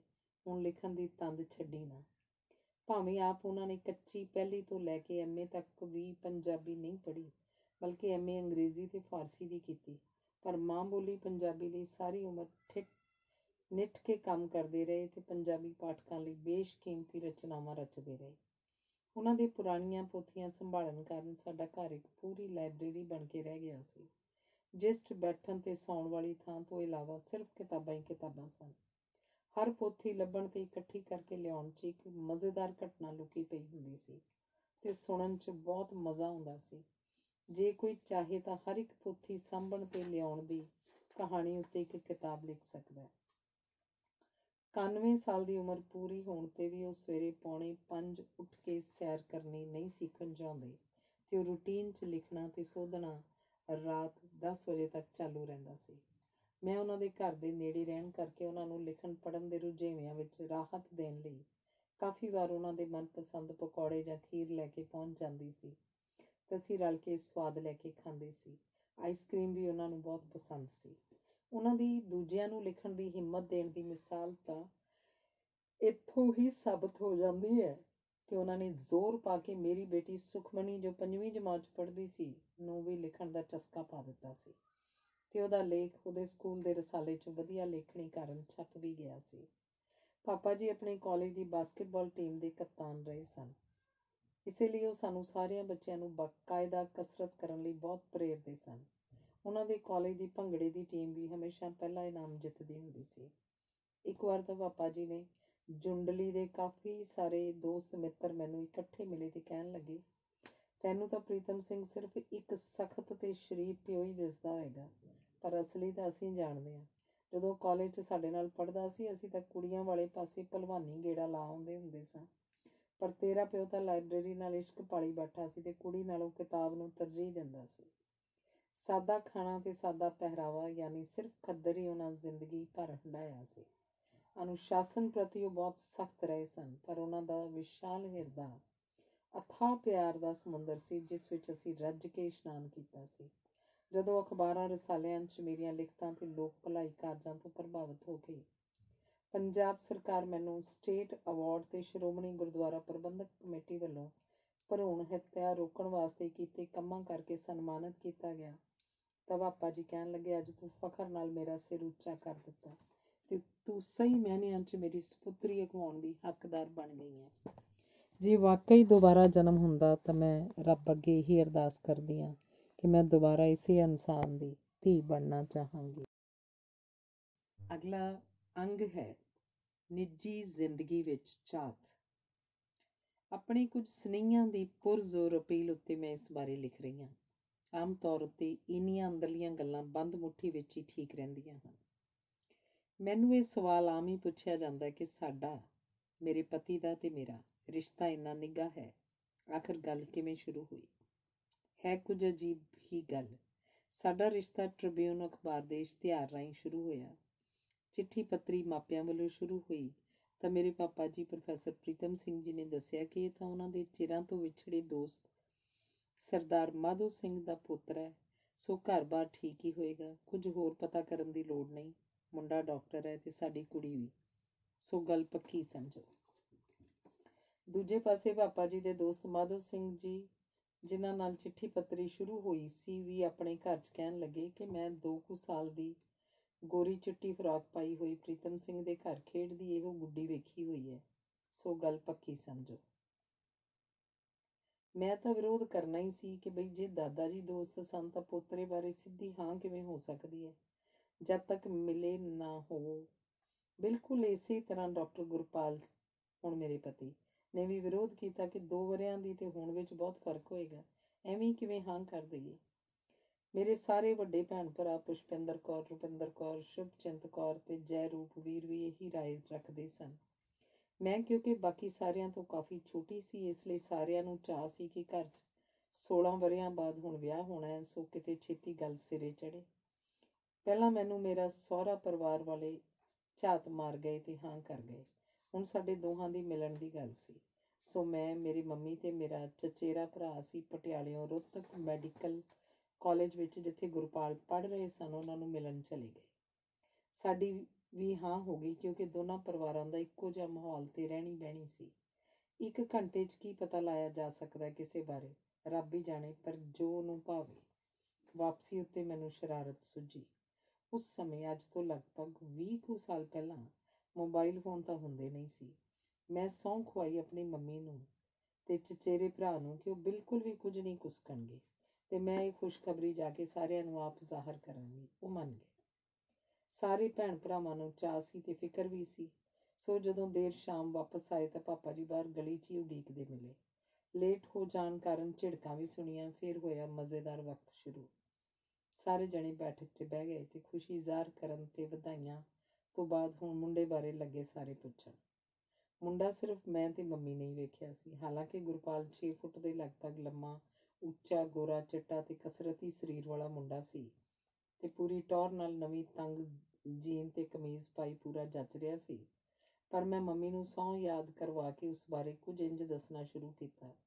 ਤੁਹਾਨੂੰ ਸਾਰਿਆਂ ਨੂੰ ਮੇਰੀ ਫਿਕਰ ਸੀ ਕਿ ਡਾਕਟਰੀ ਪੜ੍ਹਾਈ ਖਤਮ ਹੋ ਗਈ ਹੈ ਤੇ ਹੁਣ ਵਿਆਹ ਛੇਤੀ ਕਰਵਾ ਲੈਣਾ ਚਾਹੀਦਾ। ਨਾਲੇ ਪਾਪਾ ਜੀ ਨੂੰ ਤਾਂ ਬਿਨਾਂ ਘਰ-ਬਾਰ ਵੇਖਿਆ ਹੀ ਇਹ ਟੱਬਰ ਪਸੰਦ ਆ ਗਿਆ ਸੀ, ਸੋ ਮੈਂ ਵੀ ਬਸ ਹਾਂ ਕਰ ਹੀ ਦਿੱਤੀ ਹੈ। ਮੇਰੇ ਤੋਂ ਵੱਡੀ ਭੈਣ ਸ਼ੁਭਚਿੰਤ ਕੌਰ ਝੱਟ ਬੋਲੀ, ਤੂੰ ਇਹ ਗੱਲਾਂ ਛੱਡ, ਮੁੰਡੇ ਬਾਰੇ ਦੱਸ। ਮੈਂ ਸਿਰ ਨੀਵਾਂ ਕਰਕੇ ਆਪਣਾ ਹਾਸਾ ਰੋਕ ਕੇ ਗੰਭੀਰ ਚਿਹਰੇ ਨਾਲ ਦੱਸਣਾ ਸ਼ੁਰੂ ਕੀਤਾ। ਪੁਰਾਣੇ ਜ਼ਮਾਨੇ ਦਾ ਮੁੰਡਾ ਲੱਗਦਾ, ਲੰਮੇ-ਲੰਮੇ ਕਾਲਰ, ਬਿਲਕੁਲ ਕਾਲੀ। ਪਹਿਲਾਂ ਮੈਨੂੰ ਲੱਗਿਆ ਕਿ ਕਾਲੇ ਰੰਗ ਦੀ ਕਮੀਜ਼ ਪਾਈ ਹੈ, ਫਿਰ ਪਤਾ ਲੱਗਿਆ ਕਿ ਮੈਲ ਨਾਲ ਇਹ ਰੰਗ ਹੋ ਗਿਆ। ਸ਼ਾਇਦ ਹੋਸਟਲ 'ਚ 2-3 ਹਫ਼ਤਿਆਂ ਬਾਅਦ ਕੱਪੜੇ ਧੁਆਉਂਦਾ ਹੋਏਗਾ। ਜੁਰਾਬਾਂ ਵੀ ਪਾਟੀਆਂ ਤੇ ਮੈਲ ਨਾਲ ਕਾਲੀਆਂ ਹੋਈਆਂ ਪਈਆਂ ਸਨ। ਬੂਟਾਂ ਦੇ ਥੱਲੇ ਇੰਨੇ ਘਸ ਚੁੱਕੇ ਸਨ ਕਿ ਹੇਠੋਂ ਮੋਰੀ ਹੋਣ ਵਾਲੀ ਸੀ। ਪੈਂਟ ਕਾਹਦੀ ਸੀ, ਖੁੱਲ੍ਹੇ ਪਹੁੰਚਿਆਂ ਵਾਲੀ ਬੈਲ ਬਾਟਮ ਹੀ ਸੀ, ਜਿਵੇਂ ਸ਼ਰਾਰਾ ਪਾਇਆ ਹੋਵੇ। ਮੈਂ ਵੇਖਿਆ ਮੇਰੀ ਵੱਡੀ ਭੈਣ ਰੁਪਿੰਦਰ ਕੌਰ ਹੀ ਤਰ੍ਹਾਂ ਨਾਲ ਨੱਕ ਚੜ੍ਹਾ ਕੇ ਹੈਰਾਨ ਪਰੇਸ਼ਾਨ ਹੋ ਰਹੀ ਸੀ ਤੇ ਆਪਣੇ ਆਪ ਨੂੰ ਰੋਕ ਨਾ ਸਕਦੇ ਹੋਏ ਬੋਲ ਹੀ ਪਈ, ਹਰਸ਼ਾ ਇੰਨੀ ਵੀ ਕੀ ਕਾਹਲੀ ਸੀ, ਕੋਈ ਹੋਰ ਮੁੰਡਾ ਵੇਖ ਲੈਂਦੇ। ਸੁਣਦੇ ਸਾਰ ਮੇਰੇ ਮੰਮੀ ਆਪਣਾ ਹਾਸਾ ਰੋਕਣ ਦੀ ਕੋਸ਼ਿਸ਼ ਕਰਦੇ ਕਮਰੇ 'ਚੋਂ ਬਾਹਰ ਚਲੇ ਗਏ। ਇੰਨੇ ਨੂੰ ਮੇਰੇ ਵੀਰ ਜੀ ਜੈ ਰੂਪ ਵੀ ਫਿਕਰਮੰਦ ਹੋ ਕੇ ਬੋਲ ਪਏ, ਪਾਪਾ ਜੀ ਆਪਾਂ ਹਾਂ ਕਰਨ ਦੀ ਕਾਹਲੀ ਨਾ ਕਰੀਏ, ਇੱਕ ਵਾਰ ਫਿਰ ਸੋਚ ਲਈਏ। ਮੈਨੂੰ ਡਰ ਸੀ ਕਿ ਮੇਰਾ ਵੀ ਹਾਸਾ ਨਾ ਨਿਕਲ ਜਾਏ, ਸੋ ਮੈਂ ਆਪਣੀ ਗੱਲ ਛੇਤੀ-ਛੇਤੀ ਜਾਰੀ ਰੱਖੀ। ਪੱਗ ਟੇਢੀ ਸੀ, ਹੇਠੋਂ ਲੱਟਾਂ ਨਿਕਲੀਆਂ ਦਿਸਦੀਆਂ ਸਨ। ਕਮੀਜ਼ ਦੀ ਜੇਬ ਵੀ ਅੱਧੀ ਪਾਟੀ ਸੀ। ਰਤਾ ਕੁ ਥਥਲਾਉਂਦਾ ਵੀ ਸੀ ਤੇ ਸਰੀਰ ਦਾ ਇੰਜ ਸੀ ਜਿਵੇਂ ਬਿਮਾਰੀਆਂ ਦਾ ਘਰ ਹੋਵੇ, ਨਿਰੀ ਹੱਡੀਆਂ ਦੀ ਮੁੱਠ। ਹੁਣ ਮੇਰੀ ਸਭ ਤੋਂ ਵੱਡੀ ਭੈਣ ਪੁਸ਼ਪਿੰਦਰ ਕੌਰ ਤੋਂ ਵੀ ਨਾ ਰਿਹਾ ਗਿਆ। ਉਹ ਵੀ ਬੋਲ ਪਈ, ਬਈ ਵੇਖੋ, ਸਾਡੀ ਭੈਣ ਸੋਹਣੀ ਸੁਨੱਖੀ ਤਾਂ ਹੈ ਤੇ ਡਾਕਟਰ ਵੀ ਹੈ। ਅਸੀਂ ਜਾਣ ਬੁੱਝ ਕੇ ਖੂਹ 'ਚ ਨਹੀਂ ਸੁੱਟਣੀ। ਪਹਿਲਾਂ ਚੰਗੀ ਤਰ੍ਹਾਂ ਘੋਖ ਲਓ, ਫਿਰ ਵਿਆਹ ਬਾਰੇ ਸੋਚੋ। ਪਾਪਾ ਜੀ ਦੇ ਚਿਹਰੇ ਉੱਤੇ ਗੰਭੀਰਤਾ ਆ ਗਈ ਤੇ ਉਹ ਵੀ ਕੁਝ ਸੋਚਾਂ 'ਚ ਪੈ ਗਏ। ਕਹਿਣ ਲੱਗੇ, ਮੁੰਡੇ ਦੇ ਮਾਪੇ ਤਾਂ ਬਹੁਤ ਵਧੀਆ ਹਨ। ਮੈਂ ਆਪ ਮਿਲਿਆ ਤੇ ਉਹਦੇ ਦਾਦਾ ਜੀ ਤਾਂ ਬਹੁਤ ਹੀ ਨੇਕ ਇਨਸਾਨ ਹਨ। ਮੈਂ ਚਿਰਾਂ ਤੋਂ ਉਹਨਾਂ ਨੂੰ ਜਾਣਦਾ। ਮੁੰਡੇ ਦਾ ਪਿਓ ਚੀਫ ਇੰਜੀਨੀਅਰ ਹੈ। ਸਿਰਫ 2 ਬੱਚੇ ਹਨ, ਇੱਕ ਮੁੰਡਾ ਤੇ ਇੱਕ ਕੁੜੀ। ਫਿਰ ਮੁੰਡੇ ਦਾ ਇਹ ਹਾਲ ਕਿਉਂ ਹੈ? ਕੀ ਨਸ਼ਾ ਤਾਂ ਨਹੀਂ ਕਰਦਾ? ਹੁਣ ਮੇਰੇ ਮੰਮੀ ਤੋਂ ਨਹੀਂ ਰਿਹਾ ਗਿਆ। ਉਹ ਝੱਟ ਅੰਦਰ ਬੈਠਕ 'ਚ ਆ ਗਏ ਤੇ ਕਹਿਣ ਲੱਗੇ, ਹਰਸ਼ ਹੁਣ ਬਸ ਕਰ, ਬਹੁਤ ਤੰਗ ਕਰ ਲਿਆ ਸਾਰਿਆਂ ਨੂੰ। ਇਹ ਸਭ ਝੂਠ ਕਹਿ ਰਹੀ ਹੈ, ਮੁੰਡਾ ਬਹੁਤ ਸੋਹਣਾ ਹੈ। ਮੈਂ ਹਾਲੇ ਵੀ ਹਾਰ ਨਹੀਂ ਮੰਨੀ ਸੀ, ਸੋ ਫਿਰ ਸਿਰ ਨੂੰ ਝਟਕਾ ਜਿਹਾ ਦੇ ਕੇ ਬੋਲੀ, ਮੈਂ ਹੁਣ ਕੀ ਬੋਲਾਂ? ਮੰਮੀ ਦੀ ਜਵਾਨੀ ਵੇਲੇ ਦੇ ਸਮੇਂ ਸ਼ਾਇਦ ਇਹੋ ਜਿਹੇ ਮੁੰਡੇ ਨੂੰ ਸੋਹਣਾ ਹੀ ਗਿਣਦੇ ਹੋਣਗੇ। ਮੰਮੀ ਭਾਵੇਂ ਮੇਰੀ ਹਰ ਗੱਲ ਦੀ ਕਾਟ ਕਰਦੇ ਰਹੇ, ਪਰ ਮੈਂ ਸਾਰਿਆਂ ਦੇ ਮਨਾਂ 'ਚ ਸ਼ੱਕ ਦਾ ਬੀਜ ਬੋ ਹੀ ਦਿੱਤਾ। ਹਫ਼ਤੇ ਬਾਅਦ ਹੀ ਮੰਗਣੀ ਦਾ ਦਿਨ ਪੱਕਾ ਹੋ ਗਿਆ ਸੀ। ਕਿੰਨੀ ਵਾਰ ਮੈਨੂੰ ਸ਼ੁਭਚਿੰਤ ਦੀਦੀ ਤੇ ਰੁਪਿੰਦਰ ਦੀਦੀ ਨੇ ਪੁੱਛਿਆ ਕਿ ਸੱਚ ਦੱਸ ਕਿਵੇਂ ਦਾ ਮੁੰਡਾ ਹੈ। ਕਿੰਨੀ ਵਾਰ ਮੇਰੇ ਜੈ ਰੂਪ ਵੀਰ ਨੇ ਮੰਮੀ ਨੂੰ ਇਹੀ ਪੁੱਛਿਆ। ਖੈਰ, ਮੰਗਣੀ ਦਾ ਦਿਨ ਆ ਗਿਆ। ਸਾਰੇ ਅਣਮੰਨੇ ਜਿਹੇ ਮਨ ਨਾਲ ਤਿਆਰ ਹੋ ਕੇ, ਪਤਾ ਨਹੀਂ ਕਿਹੋ ਜਿਹਾ ਮੁੰਡਾ ਹੋਏਗਾ। ਮੇਰੇ ਤੋਂ ਵੱਧ ਬੇਚੈਨ ਹੋ ਕੇ ਮੇਰੇ ਭੈਣ ਭਰਾ ਦਰਵਾਜ਼ੇ ਕੋਲ ਗੁਰਪਾਲ ਦੀ ਝਲਕ ਲੈਣ ਲਈ ਖੜੇ ਸਨ। ਜਿਉਂ ਹੀ ਉਹ ਕਾਰ 'ਚੋਂ ਨਿਕਲਿਆ ਤਾਂ ਵੇਖਿਆ ਕਿ ਗੋਰੇ ਰੰਗ ਉੱਤੇ ਗਾਜਰੀ ਰੰਗ ਦੀ ਪੱਗ ਤੇ ਉਸੇ ਰੰਗ ਦੀ ਕਮੀਜ਼ ਨਾਲ ਉਹ ਬਹੁਤ ਫੱਬ ਰਿਹਾ ਸੀ। ਮੇਰੇ ਮੰਮੀ ਨੇ ਉਹਨੂੰ ਝੱਟ ਜੱਫੀ 'ਚ ਲੈ ਲਿਆ। ਬਸ ਫਿਰ ਪੁੱਛੋ ਨਾ ਮੇਰਾ ਹਾਲ ਕੀ ਹੋਇਆ। ਇੱਕ ਧੁਨਾਈ ਹੋਣ ਤੋਂ ਸਿਰਫ ਇਸ ਲਈ ਬਚੀ ਕਿ ਉਸ ਵੇਲੇ ਮੰਗਣੀ ਦੀ ਰਸਮ ਹੋਣੀ ਸੀ। ਇਹੀ ਹਾਸਾ ਠੱਠਾ ਕਈ ਵਰੇ ਚੱਲਦਾ ਰਿਹਾ ਤੇ ਜਦੋਂ ਅਸੀਂ ਭੈਣ ਭਰਾ ਟੱਬਰਾਂ ਸਮੇਤ ਇਕੱਠੇ ਹੁੰਦੇ ਤਾਂ ਇਹ ਗੱਲ ਫਿਰ ਛਿੜ ਜਾਂਦੀ। ਫਿਰ ਸਭ ਤੋਂ ਪਹਿਲਾਂ ਸਾਡੇ ਮੰਮੀ ਸਾਥੋਂ ਵਿਛੜ ਗਏ। ਪਾਪਾ ਜੀ ਨਾਲ ਸਾਰਿਆਂ ਦੀ ਰੌਣਕ ਫਿਰ ਲੱਗਦੀ ਰਹਿੰਦੀ। ਉਹਨਾਂ ਦੇ ਤੁਰ ਜਾਣ ਬਾਅਦ ਉਹ ਬੈਠਕਾਂ ਵੀ ਗਈਆਂ। ਬਸ ਕੁਝ ਹੀ ਮਹੀਨਿਆਂ ਬਾਅਦ ਮੇਰੇ ਤੋਂ ਵੱਡੀ ਭੈਣ ਸ਼ੁਭਚਿੰਤ ਵੀ ਸਦੀਵੀ ਵਿਛੋੜਾ ਦੇ ਗਈ। ਰਹਿ ਗਏ ਅਸੀਂ 4। ਸਾਰਿਆਂ ਤੋਂ ਵੱਡੀ ਪੁਸ਼ਪਿੰਦਰ ਭੈਣ, ਜੈ ਰੂਪ ਵੀਰ, ਰੁਪਿੰਦਰ ਭੈਣ ਤੇ ਮੈਂ। ਸਾਰੇ ਹੀ ਆਪੋ ਆਪਣੇ ਘਰਾਂ ਦੇ ਰੁਝੇਵਿਆਂ ਤੇ ਕੰਮਾਂ 'ਚ ਰੁੱਝੇ। ਹੁਣ ਤਾਂ ਚੇਤੇ ਵੀ ਨਹੀਂ ਕਦੋਂ ਸਾਰੇ ਰਲ ਕੇ ਰੱਜ ਕੇ ਹੱਸੇ ਸੀ। ਇਹ ਪੁਰਾਣੀ ਯਾਦ ਮੈਂ ਆਪਣੇ ਪਾਠਕਾਂ ਦੀ ਪੁਰਜ਼ੋਰ ਮੰਗ ਤਹਿਤ ਤਾਜ਼ਾ ਕਰ ਤਾਂ ਲਈ, ਪਰ ਪਤਾ ਨਹੀਂ ਕਿੰਨੀ ਵਾਰ ਮੈਂ ਉਹਨਾਂ ਵਿਛੜੀਆਂ ਕੜੀਆਂ ਨੂੰ ਯਾਦ ਕਰਕੇ ਦਿਲ ਭਰਿਆ। ਖੈਰ, ਜੱਗ ਜਿਉਂਦਿਆਂ ਦੇ ਮੇਲੇ, ਕੌਣ ਤੁਰ ਜਾਣ ਵਾਲਿਆਂ ਨਾਲ ਤੁਰ ਜਾਂਦਾ। ਇਹੋ ਜਿਹੀਆਂ ਗੱਲਾਂ ਜ਼ਿੰਦਗੀ 'ਚ ਰੰਗ ਭਰਦੀਆਂ ਰਹਿੰਦੀਆਂ ਹਨ।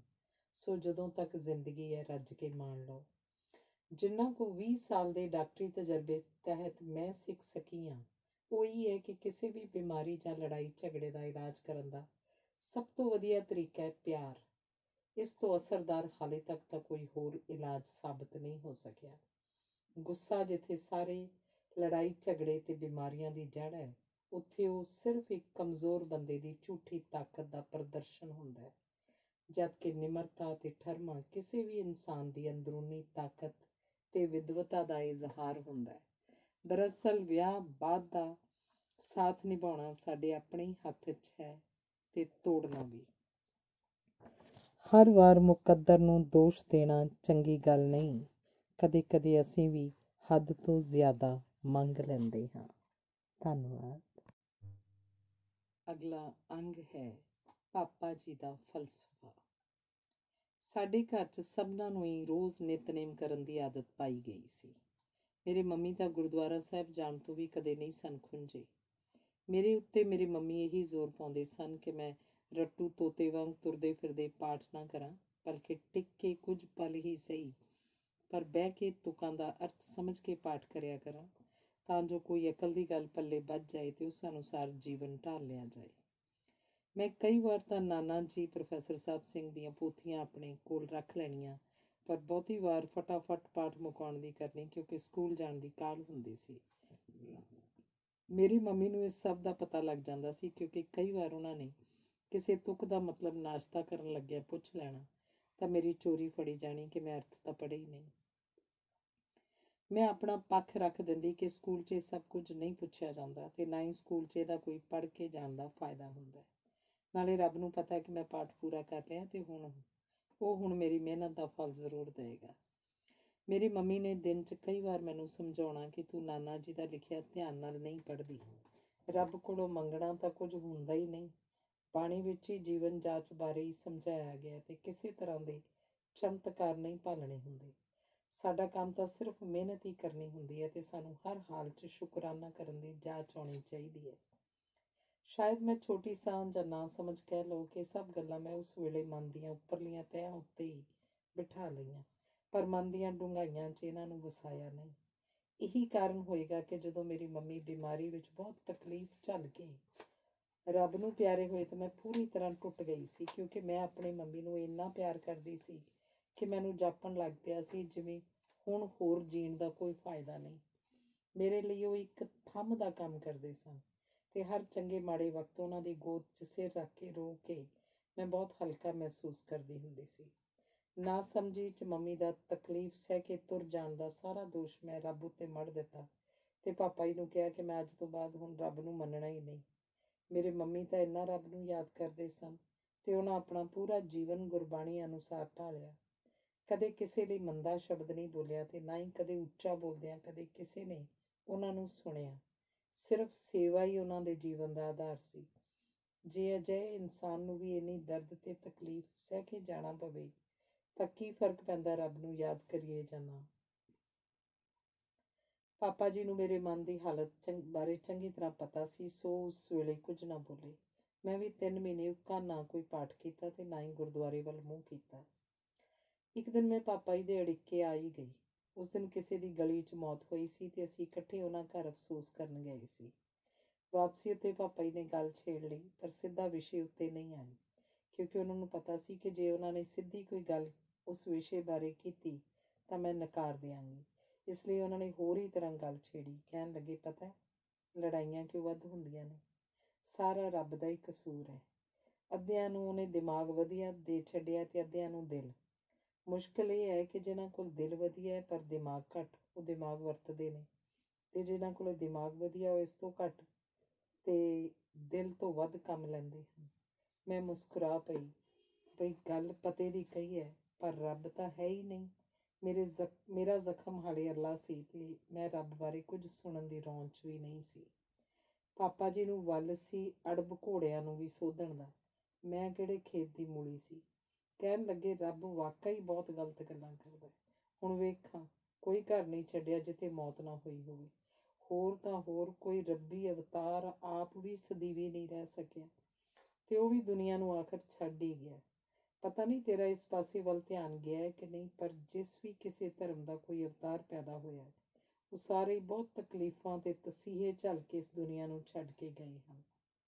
ਮੈਨੂੰ ਤਾਂ ਇੰਝ ਜਾਪਦਾ ਹੈ ਕਿ ਜਿਸ ਕਿਸੇ ਨੂੰ ਰੱਬ ਜ਼ਿਆਦਾ ਪਿਆਰ ਕਰਦਾ ਹੈ ਤੇ ਆਪਣਾ ਹੀ ਰੂਪ ਸਮਝਦਾ ਹੈ, ਉਹਨੂੰ ਤਕਲੀਫ ਦੇ ਕੇ ਉਹ ਲੋਕਾਂ ਅੱਗੇ ਮਿਸਾਲ ਬਣਾਉਣ ਲਈ ਰੱਖਦਾ ਹੈ ਕਿ ਭਾਣਾ ਇੰਝ ਮੰਨੀਦਾ।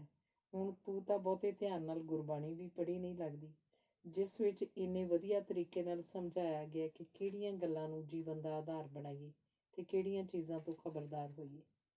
ਮੈਂ ਚੁੱਪ ਕਰਕੇ ਸੁਣਦੀ ਰਹੀ ਤੇ ਪਾਪਾ ਜੀ ਬੋਲਦੇ ਰਹੇ। ਪਤਾ ਹੀ ਨਹੀਂ ਲੱਗਾ ਕਦੋਂ ਘਰ ਪਿਛਾਂਹ ਰਹਿ ਗਿਆ ਤੇ ਅਸੀਂ ਗਲੀ ਤੋਂ ਬਾਹਰ ਸੜਕ ਉੱਤੇ ਸੈਰ ਕਰਦੇ ਗਾਂਹ ਲੰਘ ਗਏ।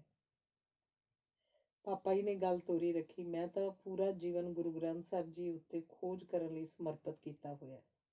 ਕਿਤੇ ਵੀ ਇਹ ਲਿਖਿਆ ਨਹੀਂ ਮਿਲਦਾ ਕਿ ਕਿਸੇ ਨੇ ਮਰਨਾ ਨਹੀਂ, ਜਾਂ ਤੁਸੀਂ ਉਹਦਾ ਨਾਂ ਲੈ ਕੇ ਰੱਬ ਉੱਤੇ ਕੋਈ ਅਹਿਸਾਨ ਚੜ੍ਹਾ ਦਿੱਤਾ ਕਿ ਉਹ ਤੁਹਾਡੇ ਦੱਸੇ ਕੰਮ ਦੀ ਫਾਈਲ ਬਣਾ ਕੇ ਉਹਨੂੰ ਪੂਰਾ ਕਰਨ ਉੱਤੇ ਜੁਟਿਆ ਰਹੇ। ਕਿਸ ਤਰ੍ਹਾਂ ਦਾ ਜੀਵਨ ਉੱਚਾ ਸੁੱਚਾ ਹੁੰਦਾ ਹੈ, ਕਿਸ ਨੂੰ ਖਾਲਸ ਇਨਸਾਨ ਕਿਹਾ ਜਾ ਸਕਦਾ ਹੈ, ਇਸ ਬਾਰੇ ਪੂਰਾ ਗਿਆਨ ਦਿੱਤਾ ਗਿਆ।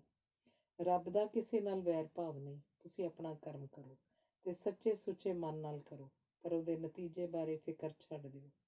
ਵੈਰ ਭਾਵ ਮਨ 'ਚੋਂ ਕੱਢੋ, ਤ੍ਰਿਸ਼ਨਾ ਕਰਨੀ ਛੱਡੋ, ਪੈਸੇ ਦੀ ਭੁੱਖ ਵੀ ਛੱਡੋ, ਤਾਂ ਸਵਰਗ ਦਾ ਸੁੱਖ ਇੱਥੇ ਹੀ ਮਹਿਸੂਸ ਕੀਤਾ ਜਾ ਸਕਦਾ ਹੈ। ਦੁੱਖ ਸੁੱਖ ਆਣੀ ਜਾਣੀ ਚੀਜ਼ ਹੈ। ਵੇਖਾਂ, ਉਹ ਲਾਲ ਬੱਤੀ ਉੱਤੇ ਖੜੀ ਕਾਰ ਕੀ ਹਰੀ ਬੱਤੀ ਹੁੰਦੇ ਸਾਰ ਤੁਰੀ ਨਹੀਂ?